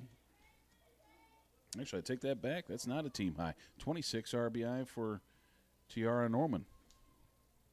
0-2 pitch is outside. Good waste pitch there. Couldn't get her to offer at it.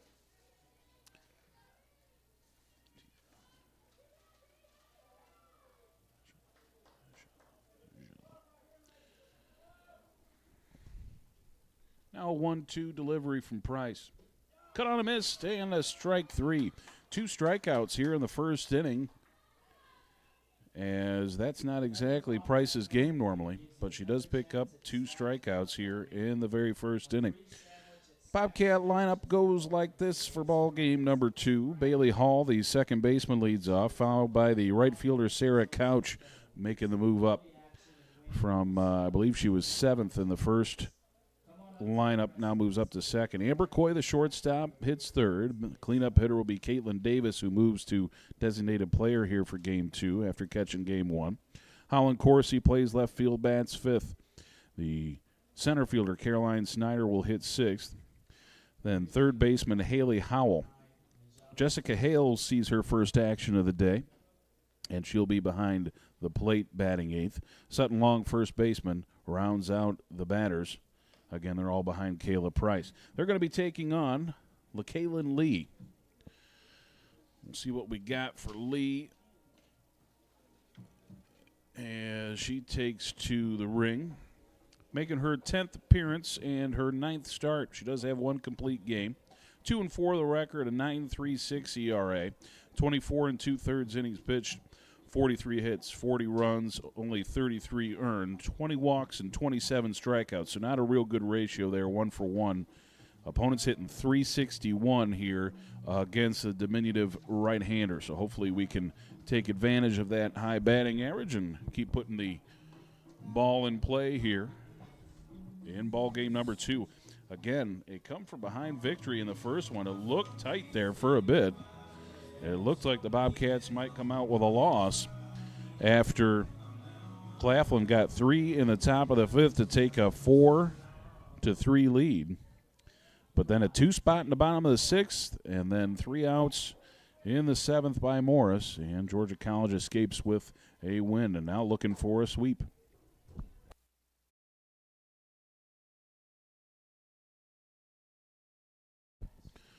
That pitch misses low and inside as Lee delivers a ball to Bailey Hall. Hall had a rough one in the first go, an 0 for 4 effort. Did reach on an error in that ball game, though. There's a pitch taken. That misses inside again, I guess. And it's 2-0. 2-0 the count here to Bailey Hall, the Bobcats' second baseman, trying to get things going early and keep that momentum in Georgia College's favor. Pitch taken for a strike. It's 2-1.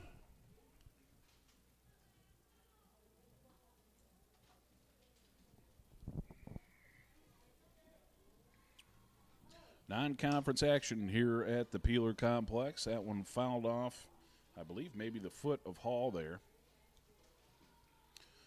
And the count runs to 2-2. Bailey Hall. Been a starter since pretty much stepping on the Georgia College campus. The 2-2 pitch, and it bounces up there. So the count will run full here to the Bobcat senior. Another academic stalwart, as she was a member of the academic all-district team 2 years ago. Pitch up and away, and that is ball 4. So Bailey Hall will run down to first base and give a base runner for the right fielder, Sarah Couch. Couch's first ball game today, she went 2 for 2, also walked and scored a pair of runs. So Couch will move up to the number 2 slot in the order. See if we can take advantage of that hot left-handed bat. Cut on and missed. A little nonchalant type of swing there. That's almost like the type of swing you see when they're trying to protect a runner who's trying to steal a base. I don't know if maybe somebody might have missed a sign there. So now the 0-1, and there goes Hall. This is chopped foul down the third baseline. Bailey Hall, the leader in the Peach Belt Conference with 10 stolen bases, and that's in as many tries as well. So not a surprise to see her go, and I wouldn't be surprised to see it again on this pitch. 0-2, though. They could work a pitch out. We'll see. Bounces up there instead. Runner stays put. It's 1-2.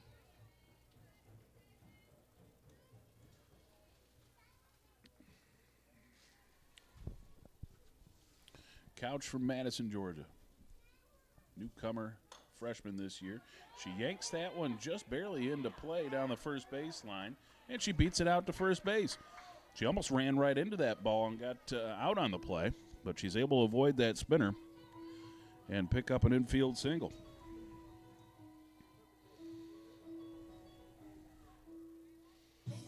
So it's first and second now. Bobcats are in business in the first inning as Amber Coy digs in. Coy, first ball game, went 1 for 3. Squares to bunt, pulls it back, takes the ball inside. Great speed on the base paths as Amber, gosh, the defense is playing her opposite field a bit. She could send one to the left field gap. Might be able to run forever here. 0-1 pitch is up. And it's 2-0. Hitters count here for a hitter. Will this white off the bunt now? Looking down the third base coach's box for that call. As here comes the 2-0 pitch. Taking all the way. Stealing on the play. The wraparound tag is not in time at third. As didn't quite have the bag covered up on that play. It looked like Norman wasn't quite ready for that one. So I got a 2-1 count. Stolen bases for Couch and Hall. And now it's 2 runners in scoring position. As that one, I believe, missed as well. Yes, we're up to a 3-1 count now. First base empty. Don't have to come across with something, but then that would load them up for the cleanup hitter. Swung on and chopped to the left side. Going to get through for a single. 1 run comes in to score. Couch is right behind, and she touches the home plate bag as they're up 2-0 already on an RBI single by Amber Coy.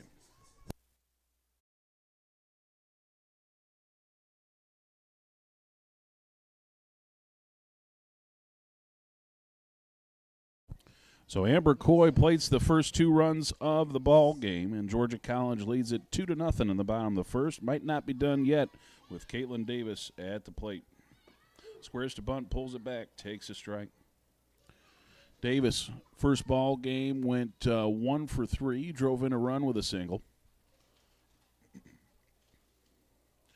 As she gets up there to 12 RBI on the season now. That one kicks away from the catcher. I didn't get a real good look at it. I think we're going to go wild pitch on that one. We'll check that out on the video maybe afterwards. But Coy advance up the bag. And now Davis working with a 1-1 count and a runner in scoring position. Oh, nice pitch there. Like kind of dropped off the table a little bit. Looked like it was going to be high and inside and snapped down into the zone. 1-2.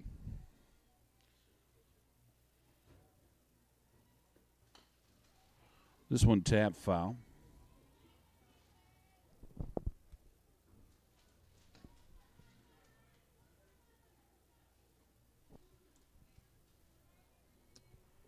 So we got a 1-2 count.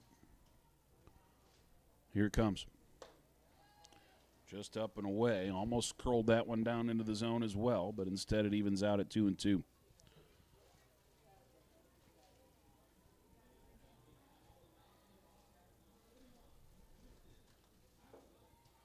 This one fouled off the catcher and back to the backstop.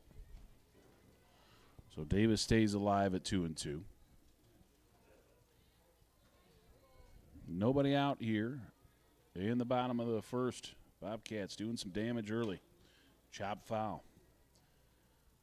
And she'll stay up there.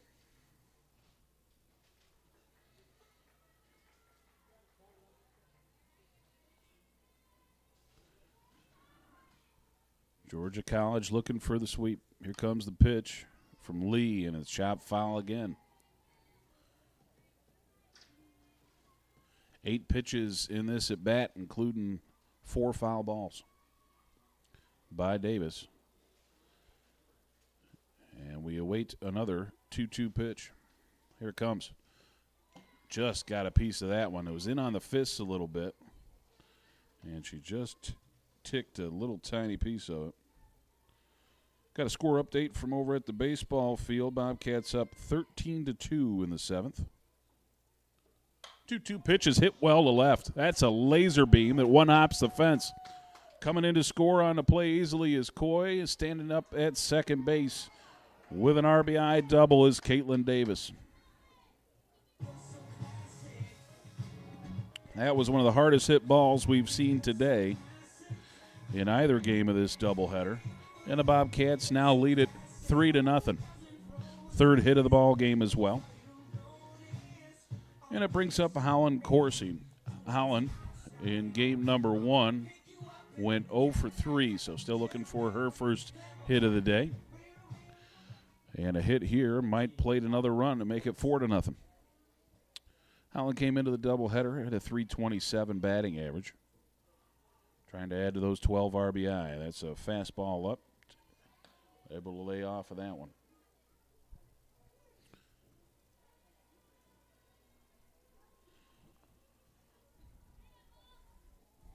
Claflin comes down from Orangeburg, South Carolina. Pitch taken for a strike there.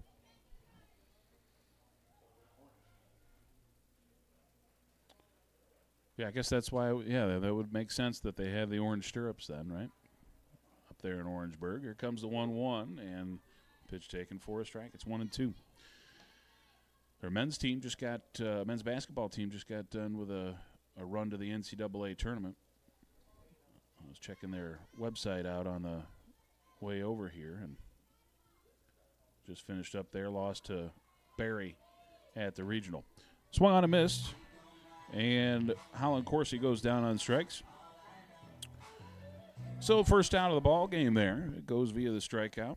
And we're going to get a conversation here with the head coach for Claflin. That is Marty Kennard. He's in his second season with the Panthers. He's actually a Claflin grad. Went there for 2 years, I believe it was. Then transferred to USC Aiken. Had a season-ending or a career-ending injury, I should say, over at Aiken. So then he transferred back to Claflin just to finish up as a student. But so he working in his second season. I believe he's the interim head coach. Is that pitch taken for a ball? As he's in his second season as an interim, but he's been there as assistant coach for softball for, I want to say it was 6 years. 1-0 pitch. And it's chopped to the left side. There is the shortstop's going to eat that one there. As that was Snyder. We're going to go hit on that one, guys. Going to get hit. Yes, please. Caitlin Davis does not advance on the play, as that was right in front of her. And that makes 4 hits on the ball game now for Georgia College. Shortstop could have had a chance maybe at first base there, but I don't know. The speed of Snyder, I think she beats that one out. So that is hit number 4. And now here's Haley Howell, Bobcat freshman. Takes a look at a pitch up for ball 1. Howell went 0 for 2 in the first game.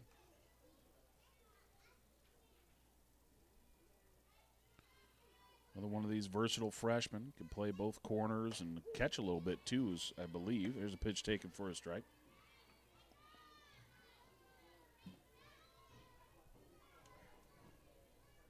So 1-1 to count here to Haley Howell. Back to the pitcher. She's going to try and cut down the lead run over there at third base, and she does. Bounces a throw over there, and a nice work with the leather from the third baseman, Norman, who was the game 1 pitcher. Number 5, Jessica Hale. So the fielder's choice is out number 2. And that brings up Jessica Hales, her first at bat of the day. As that one curls around behind Hales on a ball 1. Jessica Hales, the senior from Gordon. And a 1-0 pitch. Outside, ball 2. Jessica, one of the best athletes on the squad. Went to GMC Prep. 2-0 pitch. And that grabs the top half of the zone, I should say. A little bit of a drop to it, maybe. 2-1 to count here with 2 down in the bottom of the first. And that grabs the outside corner that time. Jessica's going to have to get the bat off the shoulders here as we've reached Deuces Wild. Got a Scott McLeod, Deuces Wild. Got 2 runners on base as well. 2-2 pitch. Swan, chop foul. Hale's in battle mode now. Pulled a muscle in my neck while I was sleeping last night. It woke me up. You ever had that happen? I mean, it's just uncomfortable. I don't know why I'm asking you a question because it's not like you can answer. But swung on to the right side. That's going to get down. Look at that. A run will come in to score on the single. Good base running there by Howell as she takes third base. Hit number 5 of the ball game, and now the Bobcats up 4-0.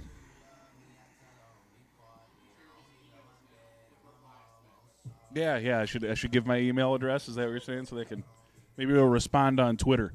Talk about, have you ever had that happen when you're sleeping? Like I've gotten stiff necks before while I was sleeping, but I never had one wake me up in the middle of the night. You know, just like, hey, how you doing? So runners on the corners here, 4-0 the score, but it hurts. It's not a pleasant situation because then you got to try and sleep with a stiff neck. You know. I'm trying to find that, that position where it doesn't hurt.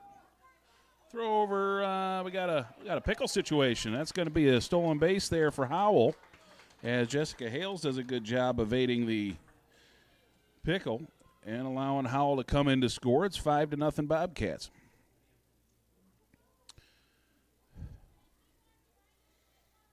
But yeah, so trying to find that delicate position where you can still sleep, and every time I roll over, it tweaks again. It's just not fun.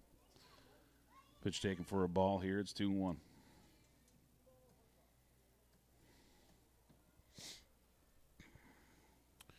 Sutton Long at the dish. Comes inside to the catcher. Yes, it did. Caught that front arm guard. And that's our first hit batsman of the day.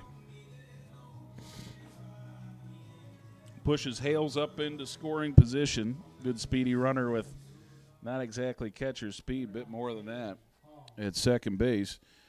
And we're back to the top of the order in Bailey Hall. Hall, no official at bat. She walked in her first trip. And that pitch misses outside. It's 1-0. 2 RBI potential on the base paths here for Hall.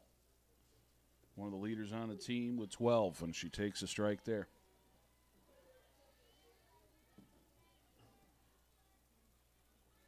Fifth on the squad with those 12 RBI. The Bobcats have kind of spread the runs batted in around a bunch.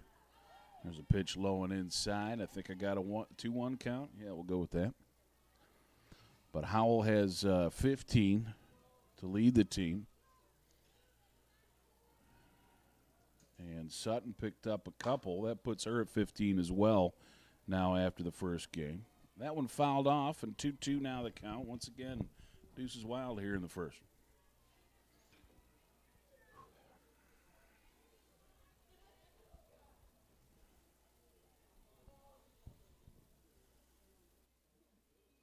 And you got the 2 runners on. Here comes that 2-2 pitch. Oh, got fooled on the changeup. Beautiful pitch there. And got her well out in front for strike number 3. But not before. The Bobcats bat around in the first. 5 runs, 5 hits, no errors. We leave 2 out there. 1 in the books. It's 5-0 Cats. We'll be right back with more Georgia College softball on the Bobcat Broadcast Network.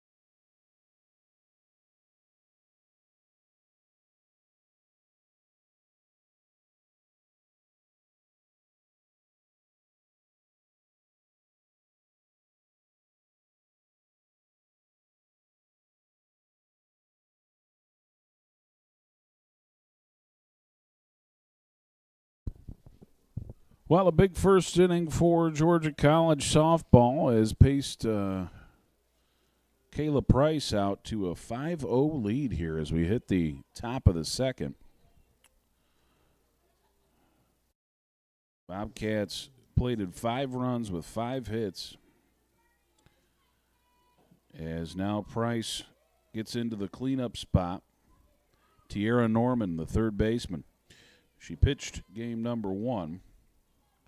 And again, good to see that she is none the worse for wear after taking a thrown ball to the head during the portion of the first contest. There's a pitch taken for a strike. Norman at the dish in game 1 went 0 for 3. Now this is a dangerous bat here, the best on the team. 364 batting average with 3 home runs and 26 runs batted in. Now, there's a change up there that curls outside, so that's going to be a 1-1 count. Such a slow changeup. Norman probably could have swung twice at it. Like a Bugs Bunny type of delivery there. We got a 1-1 pitch on the way. Came back inside this time. Just had to jackknife out of the way of that one. It's 2-1. But yes, Tiara Norman. Dangerous, dangerous bat with 9 doubles and 3 triples among her 24 hits. Here it comes. Swung on and skied to right. This might get down. No. Great job by Couch covering a ton of ground to grab that one before just barely in fair territory. Didn't even have her played to the opposite field. Just Couch using the speed to track it down. 1 down, base is empty for Deandra Ely. Ely in game 1 went 0 for 3. Off the fist, up the middle, slows down for Coy. She comes up firing, got her at first. What a great play there from Amber Coy. Hard to believe that she was a third baseman all last year, and the move to short is fairly recent with plays like that. So 2 down now, and this is the second baseman, Kashira Givens. Fastball to start her off, up and away. Givens came in as a pinch hitter in game 1, went 0 for 1 with a strikeout. Now the 1-0. Back inside and jackknifed her out of the way. I got a 2-0 count. Kashira Givens from Walterboro, South Carolina, the Clark Atlanta transfer. Went from one Panther to another right there in the same league. Off the fist, Sam foul. 2-1. Probably not the pitch you want to swing at on a 2-0 count, but the Bobcats will take it. Big weekend coming up for Georgia College Athletics. We'll tell you about that in just a minute. 2-1 pitch. And that's on the outside black. 2-2 here, Deuces Wild. Bobcats softball on Friday night against Georgia Southwestern as we look to stay undefeated in Peach Belt Conference play. Got 2 wins at UNC Pembroke last weekend. And there's called strike 3. Down on strikes goes Givens for out number 3 here in the second. Going to stick around for just a second and let you know about the Peach Belt Esports Championship. The League of Legends Championship is going to be Saturday and Sunday on the Georgia College campus. It's the first esports conference championship of any kind at the collegiate level. And, NCAA Division I, 2, or 3. Nobody's had a conference championship delivered. And the Peach Belt's the first one to do it. We're going to host it this weekend, folks. Going to be at the Magnolia Ballroom. Tickets are $5. If you're a student of any Peach Belt institution, all you got to do is show the student ID and you'll get in for free. But the games start at noon on Saturday. And then it's semifinal and final action on Sunday, and that begins at 11. So 4 matches on Saturday, 3 more on Sunday, as Georgia College campus will be hosts of the first League of Legends collegiate championship at any level. So we're proud to be hosting that for the Peach Belt Conference. And then Sunday, some more softball at home. We got Coker College coming to town, the Cobras, looking to get some more non-conference W's out of that. So big weekend for Georgia College athletics. It all starts on Friday. We'll have most of it here on the Bobcat Broadcast Network, those two softball doubleheaders. If you're looking for the streaming of the Esports Championship, that'll be on the Peach Belt Conference Twitch channel at twitch.tv/peachbelt, I think is what it is. But anyway, check that out on the Peach Belt Conference website at peachbelt.com. Now, this is Sarah Couch. Had a swing and bunt for us infield single in her first trip. So she is 1 for 1. Thinks about a bunt there. Ball bounces up and kicks away for ball 1.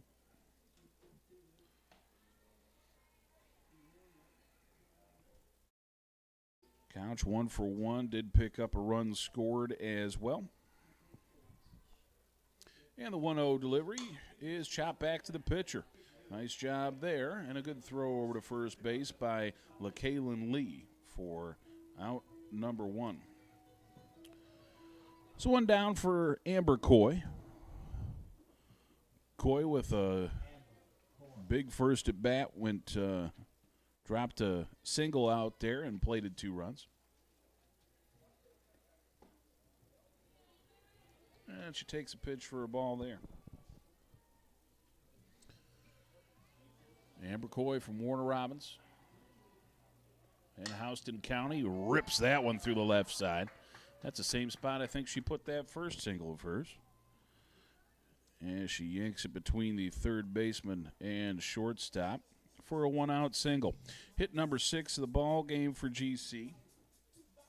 And it brings up the freshman Caitlin Davis. Number 17, Caitlin Davis. Davis had a single and an RBI in her first trip. Actually, wait, that was a double. She had the stand-up double that plated Coy. And that first pitch misses for a ball.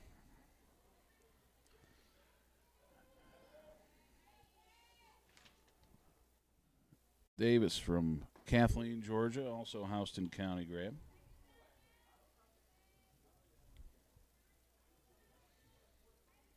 Count at 1-1 now for the big slugging right-hander. This is hit well to left, back on a one-hop, the GC logo off the left field wall. Coy will come around to score, and just like the first inning, we get a single from Coy and then a double from Davis. Bobcats now up 6-0.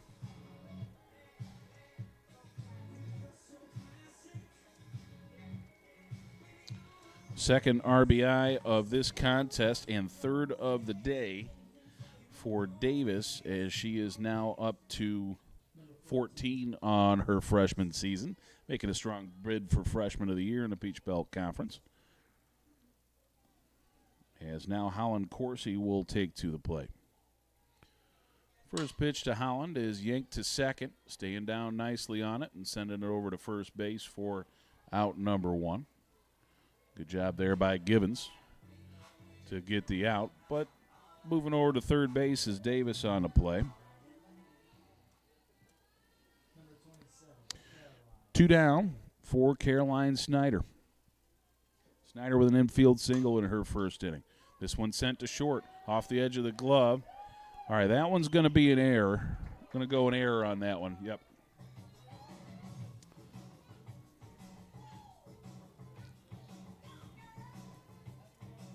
It does plate Davis.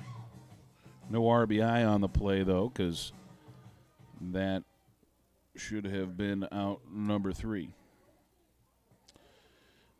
All right, so Howell at the plate now as the score is 7-0.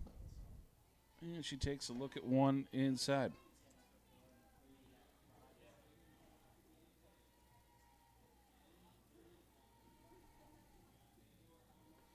Swung on and chopped foul. Just barely down that third baseline.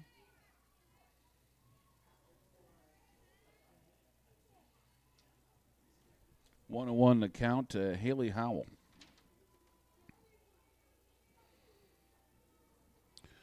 Haley Howell. I have trouble saying the name. A few years back, we had a softball player named Haley Howell.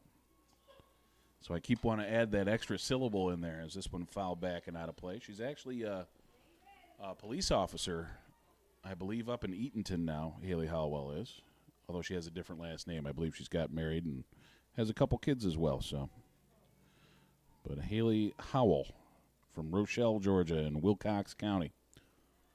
Swan and going to foul this one off. Will it get out of play? Yes, it will. Got a 1-2 count still. Running on the play was Snyder on that 1-2 pitch, trying to get into scoring position for Howell.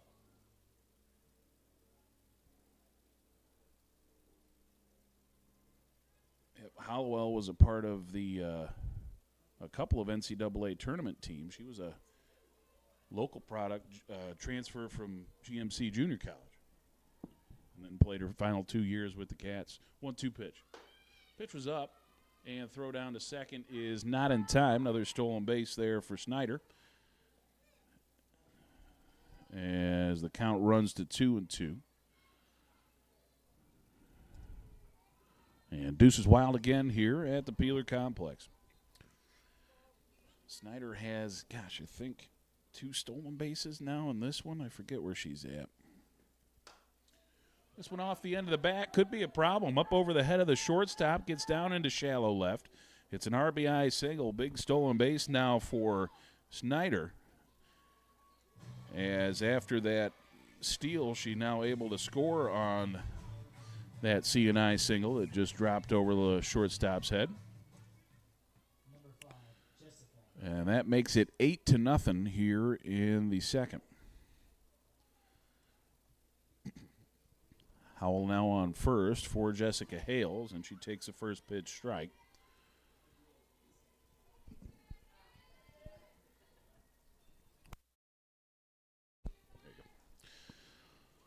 And Hales chops this one foul. It's 0-2.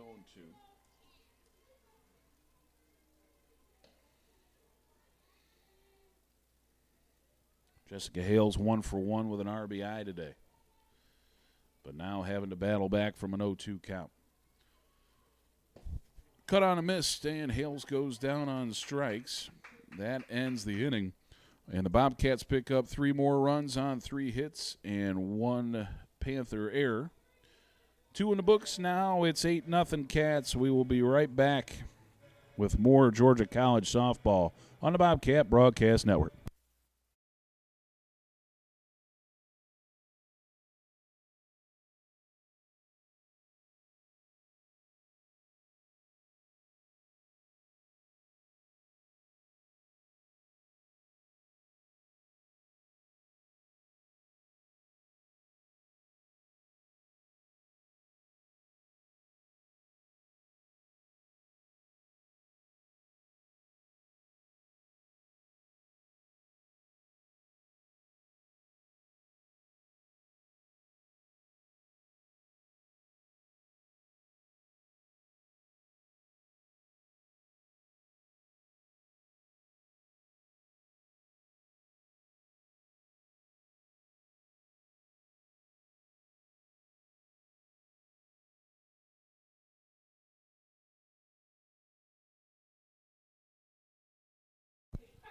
Substitutions here for the Bobcats in the top of the third. Got a new third baseman. That is Lindley Bruce, the freshman from Kennesaw, Georgia. A new first baseman as well, as Jolie Bush takes up over there. Another freshman. She's from Vidalia, Georgia. So Bush and Bruce are new corners defensively for the Bobcats. And now the catcher, Caitlin Mills, will take to the plate, as it'll be 7, 8, 9 here Now batting, number 16, Caitlin. in the third inning. Caitlin Mills, game number 1, went 0 for 2 with a pair of strikeouts, and she takes a look at a strike there.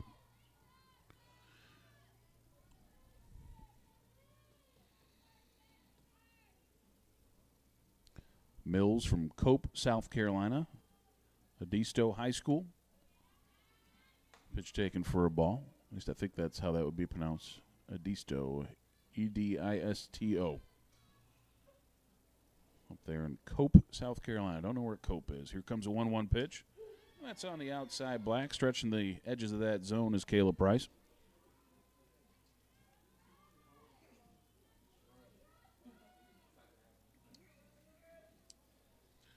Price with the rock and the fire. This one chopped down the third baseline foul. And 1-2 now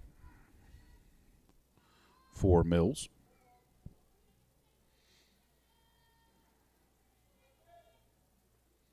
Just the second home doubleheader for Georgia College this year. Check that third. We had North Greenville, then Shorter, and now Claflin. 2-2 pitch. On the outside, black, strike 3. Nice pitch there from Price as she played with the edges of the zone to get the out. And this is Sevilla Connors now. Sevilla Conyers, the junior from White Plains, Maryland. And she yanks one right back up the middle. That'll be a single. First hit of the ball game. Ruins the no-hitter and the perfect game, all in one swing of the bat. As Conyers will check into first base. That's her actually, no, she played right field in game 1. I thought that was her first action. As Conyers went 1 for 3 in game 1, scored a run. So Conyers on first now for the shortstop Robinson. She went 0 for 1 with a walk and also scored a run herself. The pitch taken for a ball. So the first hit of the game comes here in the third inning for Claflin. That one misses inside. It's 2-0 now for Price as she delivers to Robinson. Kayla Robinson, the junior from Columbia, South Carolina. Looking at a 2-0. Chop back to Price. She knocks it down a little bit. Coy's got to hurry, and she did not get her. So that is going to be an infield hit there as that ball rolls to short. So a couple of infield singles, and Claflin's in business here in the third, first and second, with 1 out.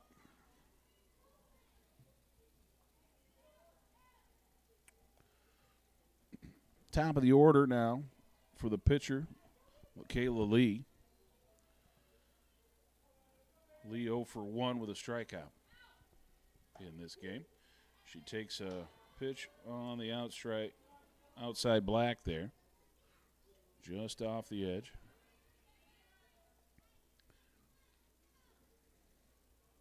Next delivery to Lee.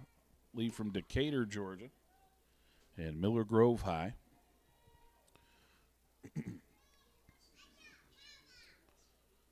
First and second here with 1 down in the top of the third. Bobcats up 8-0.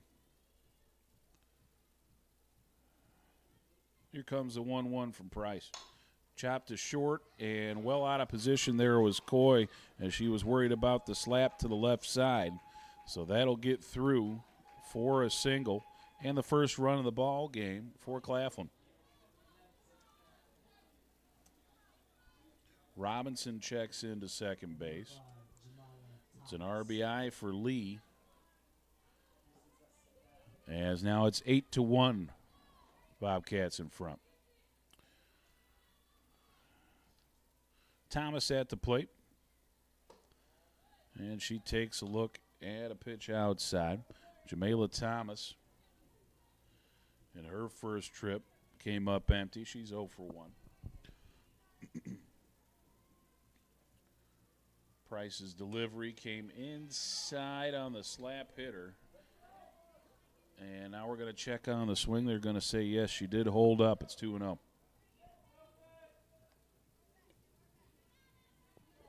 Tough to judge on those slap hitters from the left side there as to whether the swing goes through the zone or not, because all their stuff is going through the zone. And there's a strike on the outside half.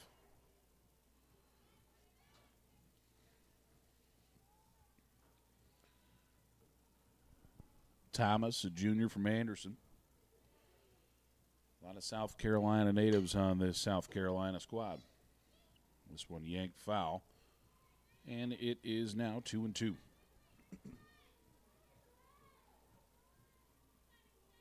Bobcats one of 2 teams undefeated in the Peach Belt Conference. I should say 3, actually, as Georgia College has 2-0 for their conference record. Columbus State also 2-0, and North Georgia has yet to play a conference contest. This one yanked foul. Now, North Georgia, of course, right back where they used to be, 26-1 overall this year. They are the number 2 team in the nation, and I'm sure any shot at a Peach Belt Conference championship is going to have to go through the Nighthawks. Swung on and missed, and down on strikes goes Thomas.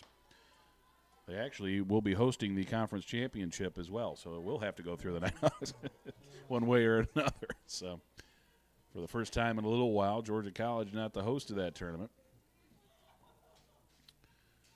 says Al with a big sigh of relief. First baseman Cato at the dish now. Had a great first ball game, drove in 3. Came up empty on a strikeout in her first trip in this one. Has fielded a great first base as well. Slow roller down the third base line, and this will stay fair all the way to the bag. No, they're going to say, yeah. Okay, so it did stay fair. Jolie Bush thought it curled just foul there at the end, but instead it's going to be an infield single. It did look like it curled just a little bit before she picked it up, as Bush was trying to sell the play there. But now the bases are all loaded up with Panthers for Norman, who's the most dangerous bat in this lineup. So the Bobcats go from dominating things 8-0, and a perfect game effort from Price. All of a sudden, things starting to get a little interesting. Norman from Greenwood, South Carolina, and transfer from D1 Presbyterian College, takes a strike there. Now Norman was the game 1 pitcher, was empty at the plate in 4 trips, trying to make up for it here. Her first plate appearance today, she came up empty as well. Fouled that one off. And now deep in the hole here, 0-2. Price, a lot of different options to try and get this out here. And well ahead in the count.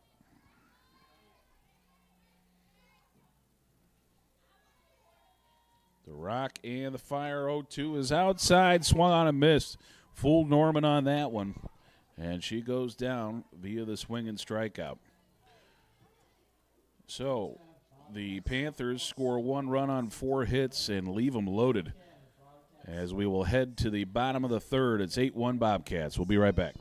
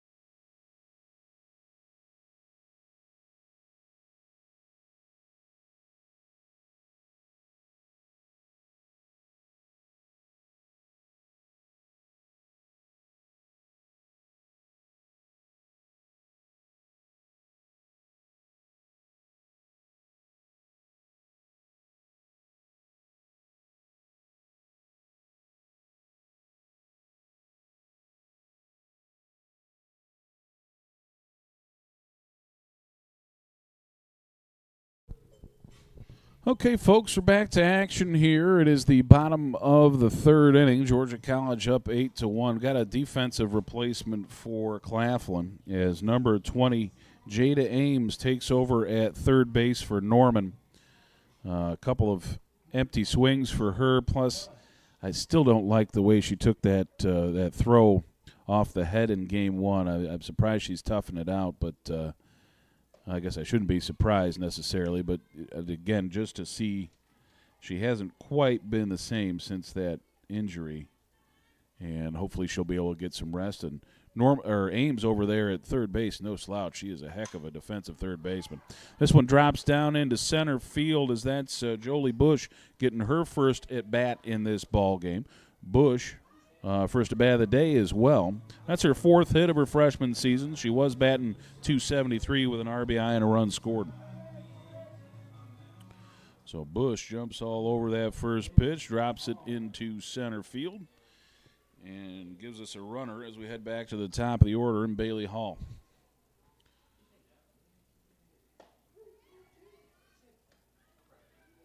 Hall 0 for 1 officially, reached on a walk, also struck out. And she's in the hole here 0-1. Here comes another one. That's up. 1-1 now the count to Bailey Hall.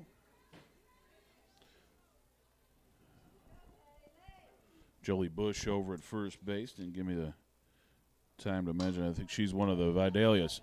Going to throw to second, get one there. The completion of the double play, not nearly in time, as Hall able to beat out the fielder's choice.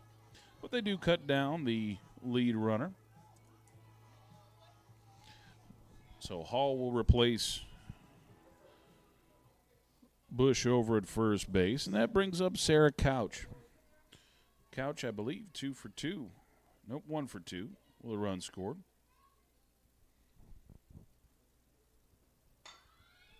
Gets a bunt down. Tough play here for Ames, and not even close there, as Couch beats that one out easily enough. Another infield single for her on the bunt. Moves Hall up to second base. Hit number 10 of the ball game for GC. Got a final in men's tennis for Georgia College. Bobcats win 9-0 over Emmanuel College. So nice win for the guys there. Moved to 5-3 on the season. Pitch taken on the outside, Black for a strike. I believe the women are still finishing up. Double check that. Yep. Yeah, I think we're still working there. Lifted to center and gloved easily there by the center fielder.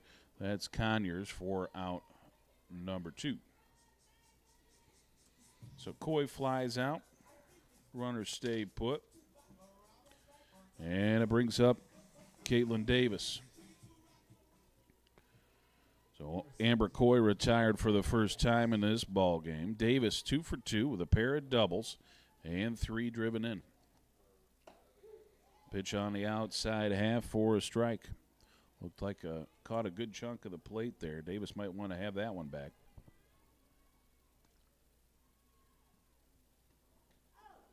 Came inside, hit her on the hip.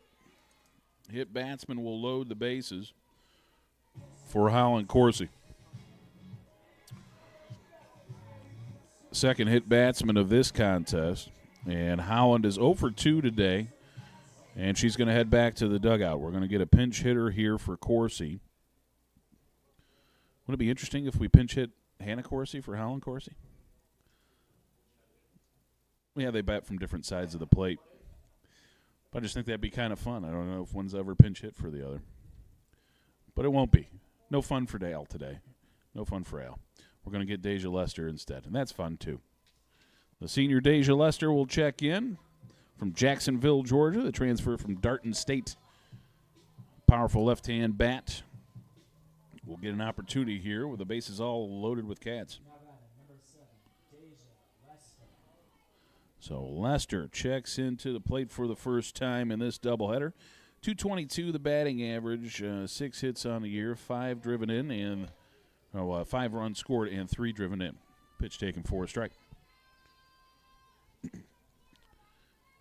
First time for Lester to see some action in this doubleheader, and she chops one off the plate there. That's another foul ball. Deep in the hole for Lester now, 0-2.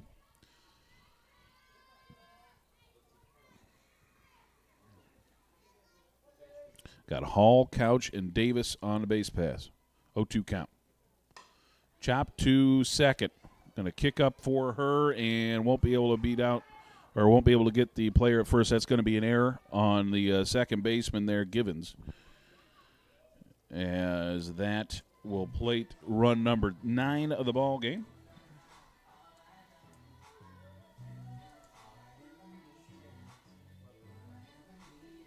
Nine to 1 now the score. Georgia College out in front.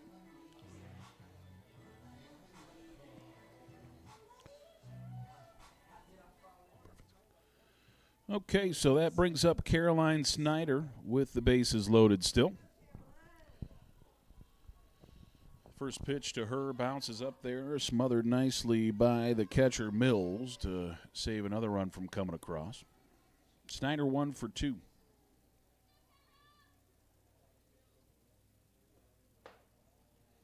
There's another one. Fastball there. Popped the mitt pretty good, but it misses for a ball. 2-0 now the count to the junior center fielder. Here it comes outside. 3-0 goes Snyder. And I got to imagine she'll be keeping the bat on the shoulder here.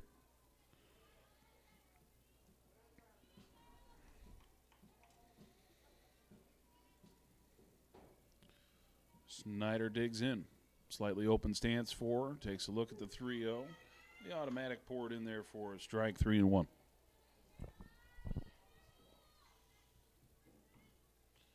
So now Snyder probably swinging away here at a 3-1 pitch. And no, it's going to be a ball 4 up high. So that will drive in a run. It is now 10-1. Georgia College on top of this one.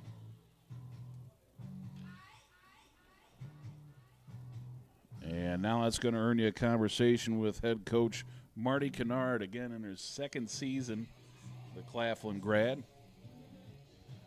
as he talks through a couple things with LaKaylin Lee. Going to leave her out there as she's going to take on Lindley Bruce.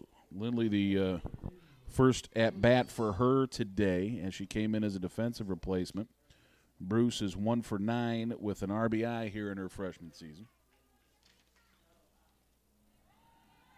Bruce from Kennesaw and Harrison High. First pitch misses for a ball. Swung and chopped foul. 1-1 to count.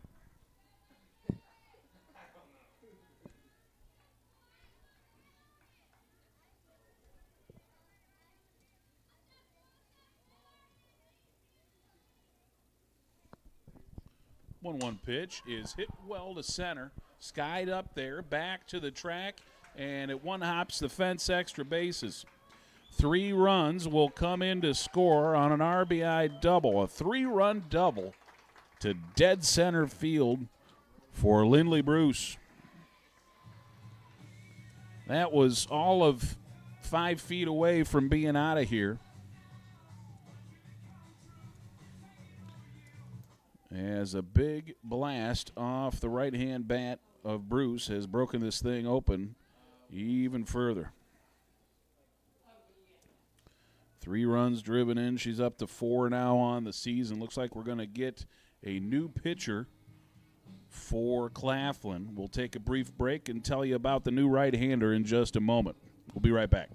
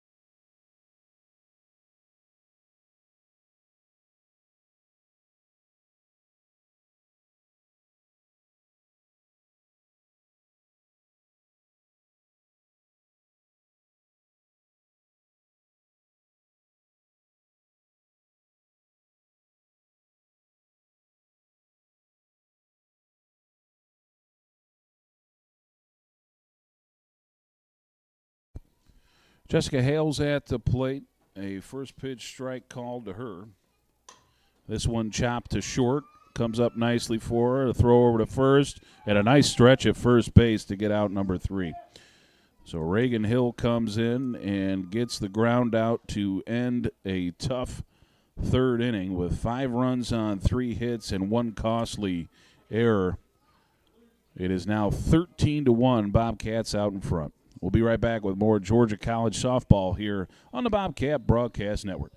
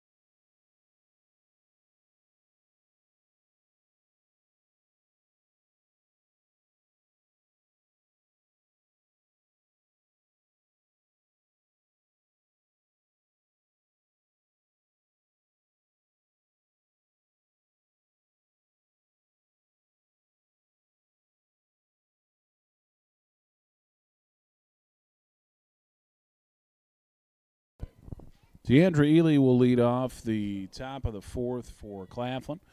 The Panthers trailing 13-1 here in the 4th. This is the pitch taken for a strike. Kayla Price still in the circle there. And 4 hits, 1 run allowed for the junior. Cut on and missed. And Ely is deep in the hole here, 0-2. Having trouble finding some contact on Price as she's doing a good job missing bats here in this outing. Strikeout numbers are going to be up there for the junior today, and there's a big strikeout right there. Cut and missed. Off-speed pitch. Looked like she got out in front of it. So 1 down for Givens. Kashira Givens, the second baseman, digs in. Givens 0 for 1 with a strikeout. Hit well to right field. Going to hang up there for the new right fielder, Deja Lester, as she squeezes that one for out number 1. Or 2, I should say. And now here's my pinch hitter, number 14, Mercedes Howes. So she pinch hits, seeing her first action of the doubleheader. Howes from Rock Hill, South Carolina. Late on that swing, rolls it to first base, and that's Jolie Bush picking up that one for the out.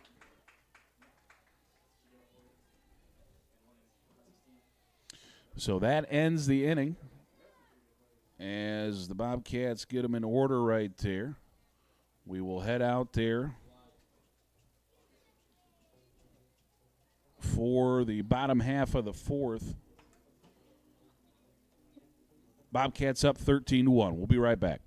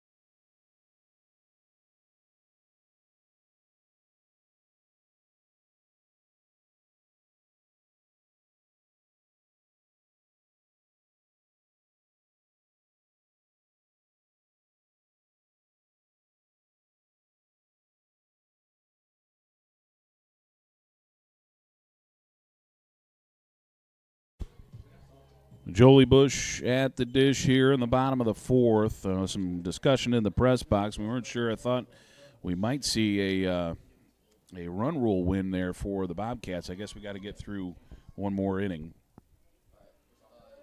So Bush at the dish. Late swing is sent to first. Cato on the one hop. Caught that one in self-defense. That's out number one. That was a hot liner over there. So one down here for Bailey Hall. Hall takes a look at one in the dirt. She is 0 for 2 today with a walk. Looks like we got a final in women's tennis as well.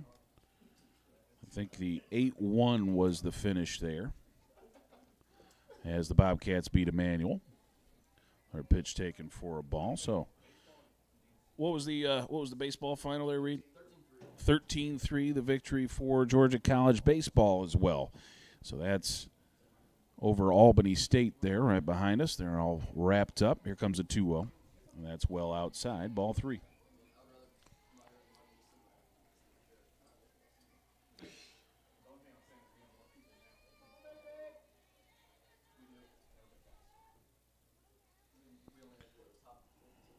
A little look here and a 3-0. That's up and away, ball 4. So Bailey Hall will head down to first base.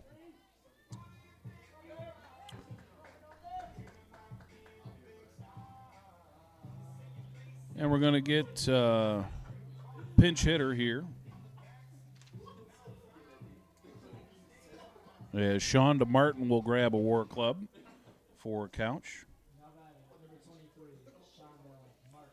The senior Martin with a pinch hit opportunity here for the Bobcats in the bottom of the fourth. Got the runner on first base and Hall.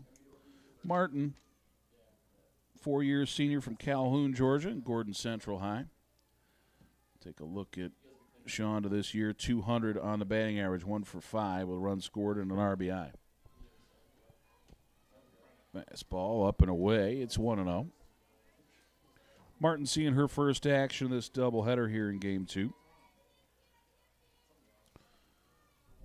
Shonda, big, powerful right-hand bat. She can get it if it goes.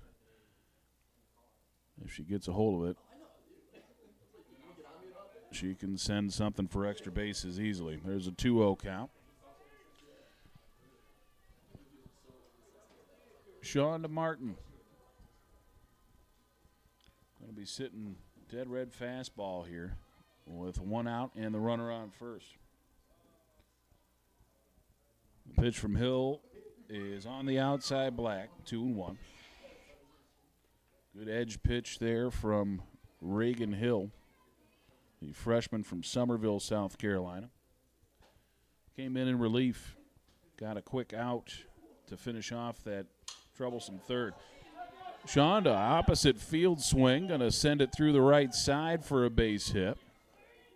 Hall checks into second base as Shonda Martin comes up with a pinch hit single. 2 runners on now for Amber Coy.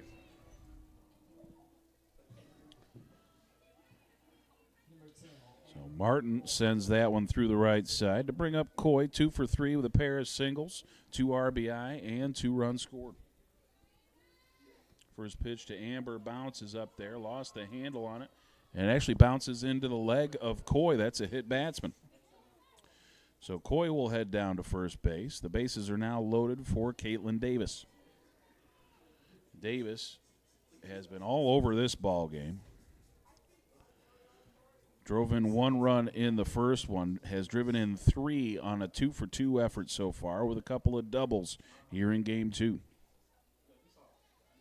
1 out, and that one will go to the backstop. Underhand flip to the plate is not in time. Bailey Hall will score on the wild pitch.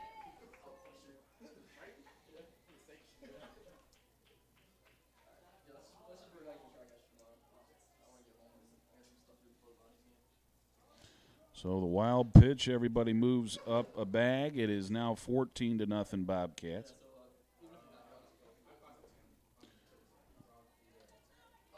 Davis takes another ball. It's 2-0.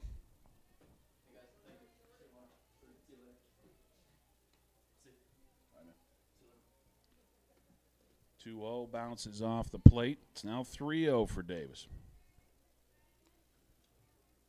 Reagan Hill with a couple of words for the dugout there. I think she's trying to figure out where her release point is, get a couple of suggestions over there. And that one misses outside. Didn't miss by much, but it does load the bases. And it also brings up Deja Lester. Bases all loaded with Bobcats. Lester came in as a pinch hitter and grounded into a fielder's choice. There she takes a strike.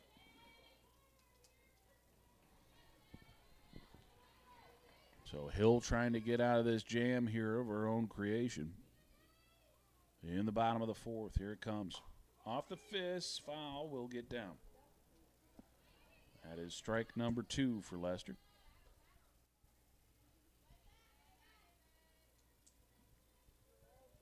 Bobcats have scored 14 runs on 12 hits with no errors. 1 run, 4 hits, and 2 errors for Claflin. There's a single up the middle, and it rolls all the way to the wall. Lester checks into third base as the ball kicks away from the shortstop. That's a triple for Deja Lester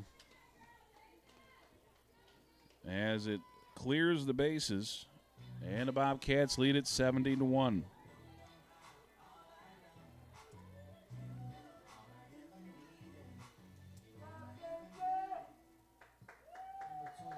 So Deja Lester picks up 3 RBI on the play, and it's 17-1 Bobcats.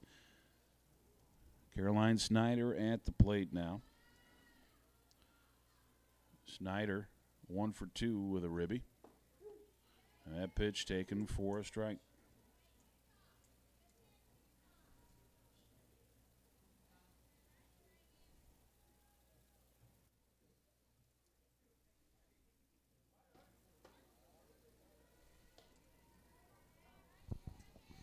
Got a final in women's tennis. It was 8-1. Bobcats beat Emmanuel over at the Centennial Center. Ball low and away.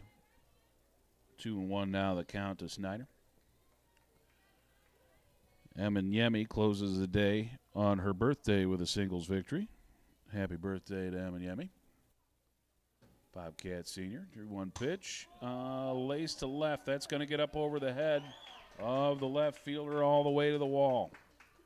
Snyder checks into second base, an RBI double, as that was a hard rip to left field. And the Bobcats still going here in the fourth. So Lester scores on the play, an RBI for Snyder. And Lindley Bruce back up there. Last time she was up, she tagged a ball to dead center field that hit the base of the fence for a double and scored 3 runs. We got time call as we're going to bring a new pitcher to the ring. I think the center fielder coming back in. That's Lee. LaKaylin Lee, who started this contest. We'll see if she can finish it off here in the fourth. All right, so we'll take a brief break and be right back with some more softball action from the Peeler Complex.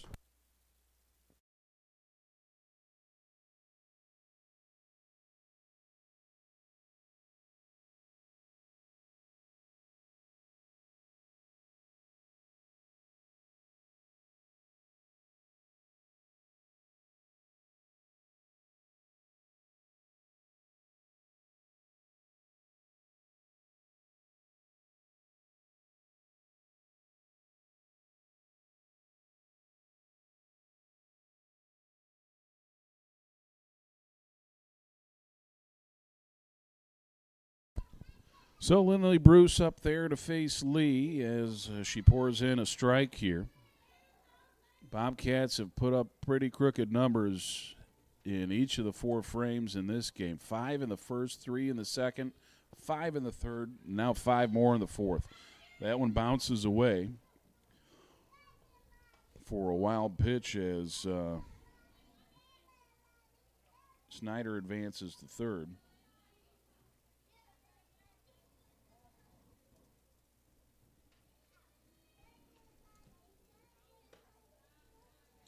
One pitch misses as well. It's 2-1 here for Lindley Bruce. Wide open stance for Bruce. Powerful right-hand bat. She lifts this one to right center. Back on it is the center fielder. Grabbing that one is Miller for out number 2. And it'll go as a sacrifice fly as Snyder comes in to score the 19th run of the ball game.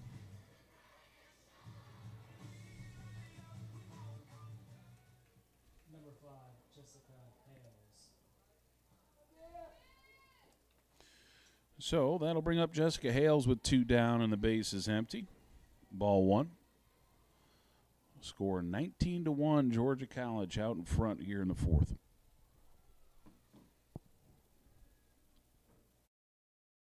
Swung on, sent to third, glove there, and sent to first base. Good work from Ames over there at third base. The final out of the 4th. And the Bobcats pick up 6 more runs to take a 19-1 lead. 3 outs away from what surely must be a run rule victory here in a bit. Bobcats going to take to the field and see if they can finish it off. We'll be right back with more Georgia College softball.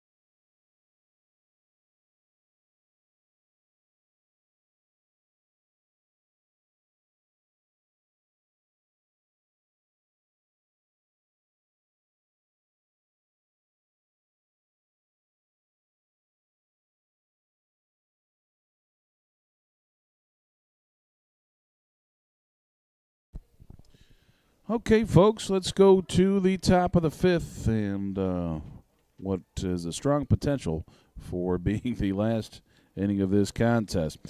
Leading things off, Sevilla Conyers.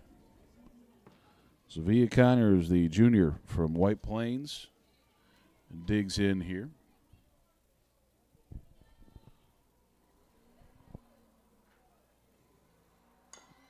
Pitch gets down with a bunt there.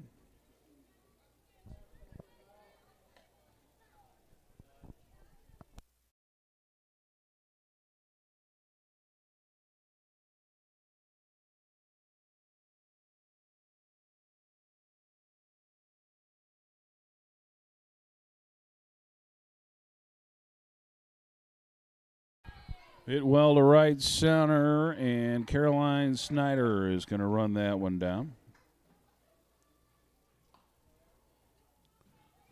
Put a pretty good charge into it, just not quite enough. And now 2 more outs due for a potential Bobcat sweep here. Robinson, the shortstop, is up now. First delivery to her is chopped foul. It's 0-1.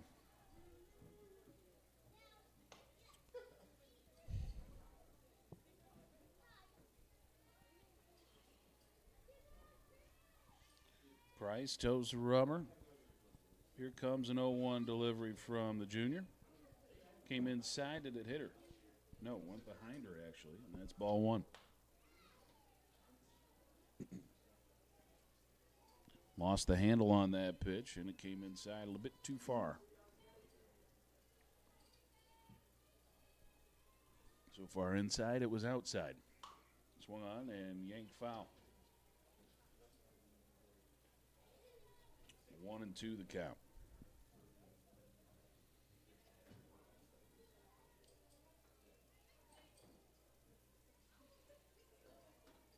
Hales delivers the sign. Here comes a 1-2.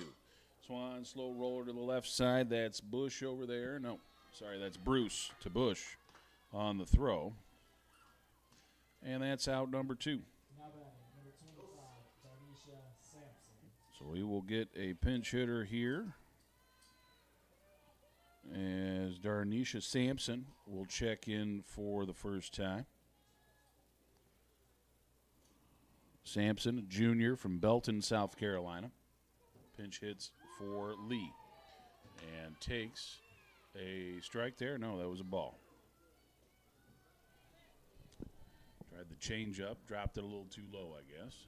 And here comes a 1-0 to Sampson. Inside black, strike 1.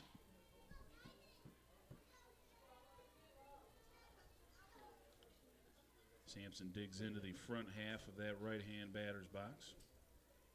Up on the pitches, trying to get him before they break. Skied to left center. This is a problem. One hops the fence for extra bases. How about that? Checking into second base, standing up. Darnisha Sampson with a double. Just left that pitch a bit too much over the plate. And Sampson checks into second base on the double.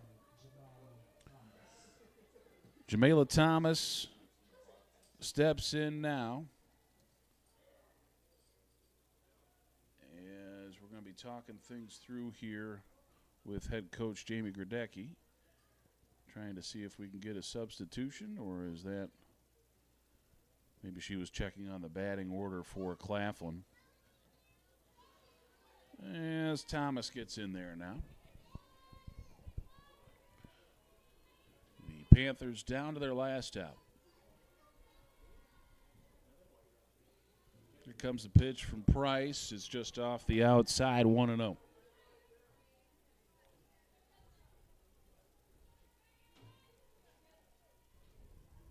$19-1 to score. Thomas chops on the right side, and that could be it. It is indeed, as Jolie Bush snags it and steps on the bag for out number 3. So the Bobcats pick up a win here, 19-1. 19 runs on 14 hits, no error for Georgia College. For Claflin, it's 1 run, 5 hits, 2 errors.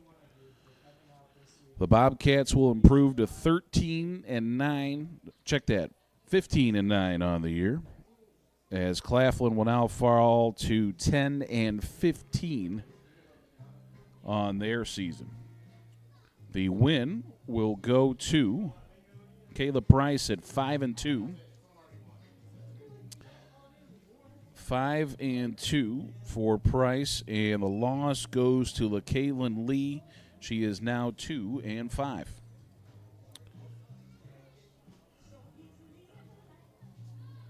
Let's see, your Zaxby's player of the game. We will give that to the designated player, Caitlin Davis, as she put together a heck of a contest.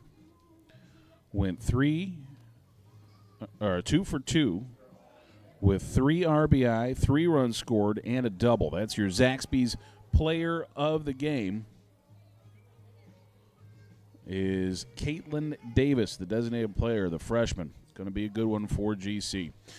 So that's the final here from the Peeler Complex. Georgia College picks up a sweep of action with Claflin. Next Bobcat broadcast on the Bobcat Broadcast Network, of course, is coming up tomorrow. Going to have you some tennis at 2 p.m. against Concord in non-conference action. The next Georgia College softball contest here on the station is going to be Friday as we take on Georgia Southwestern at 2 p.m. Hope you tune in to both of those, and thanks for tuning in today here for 2 more Bobcat victories. Thank you and good night.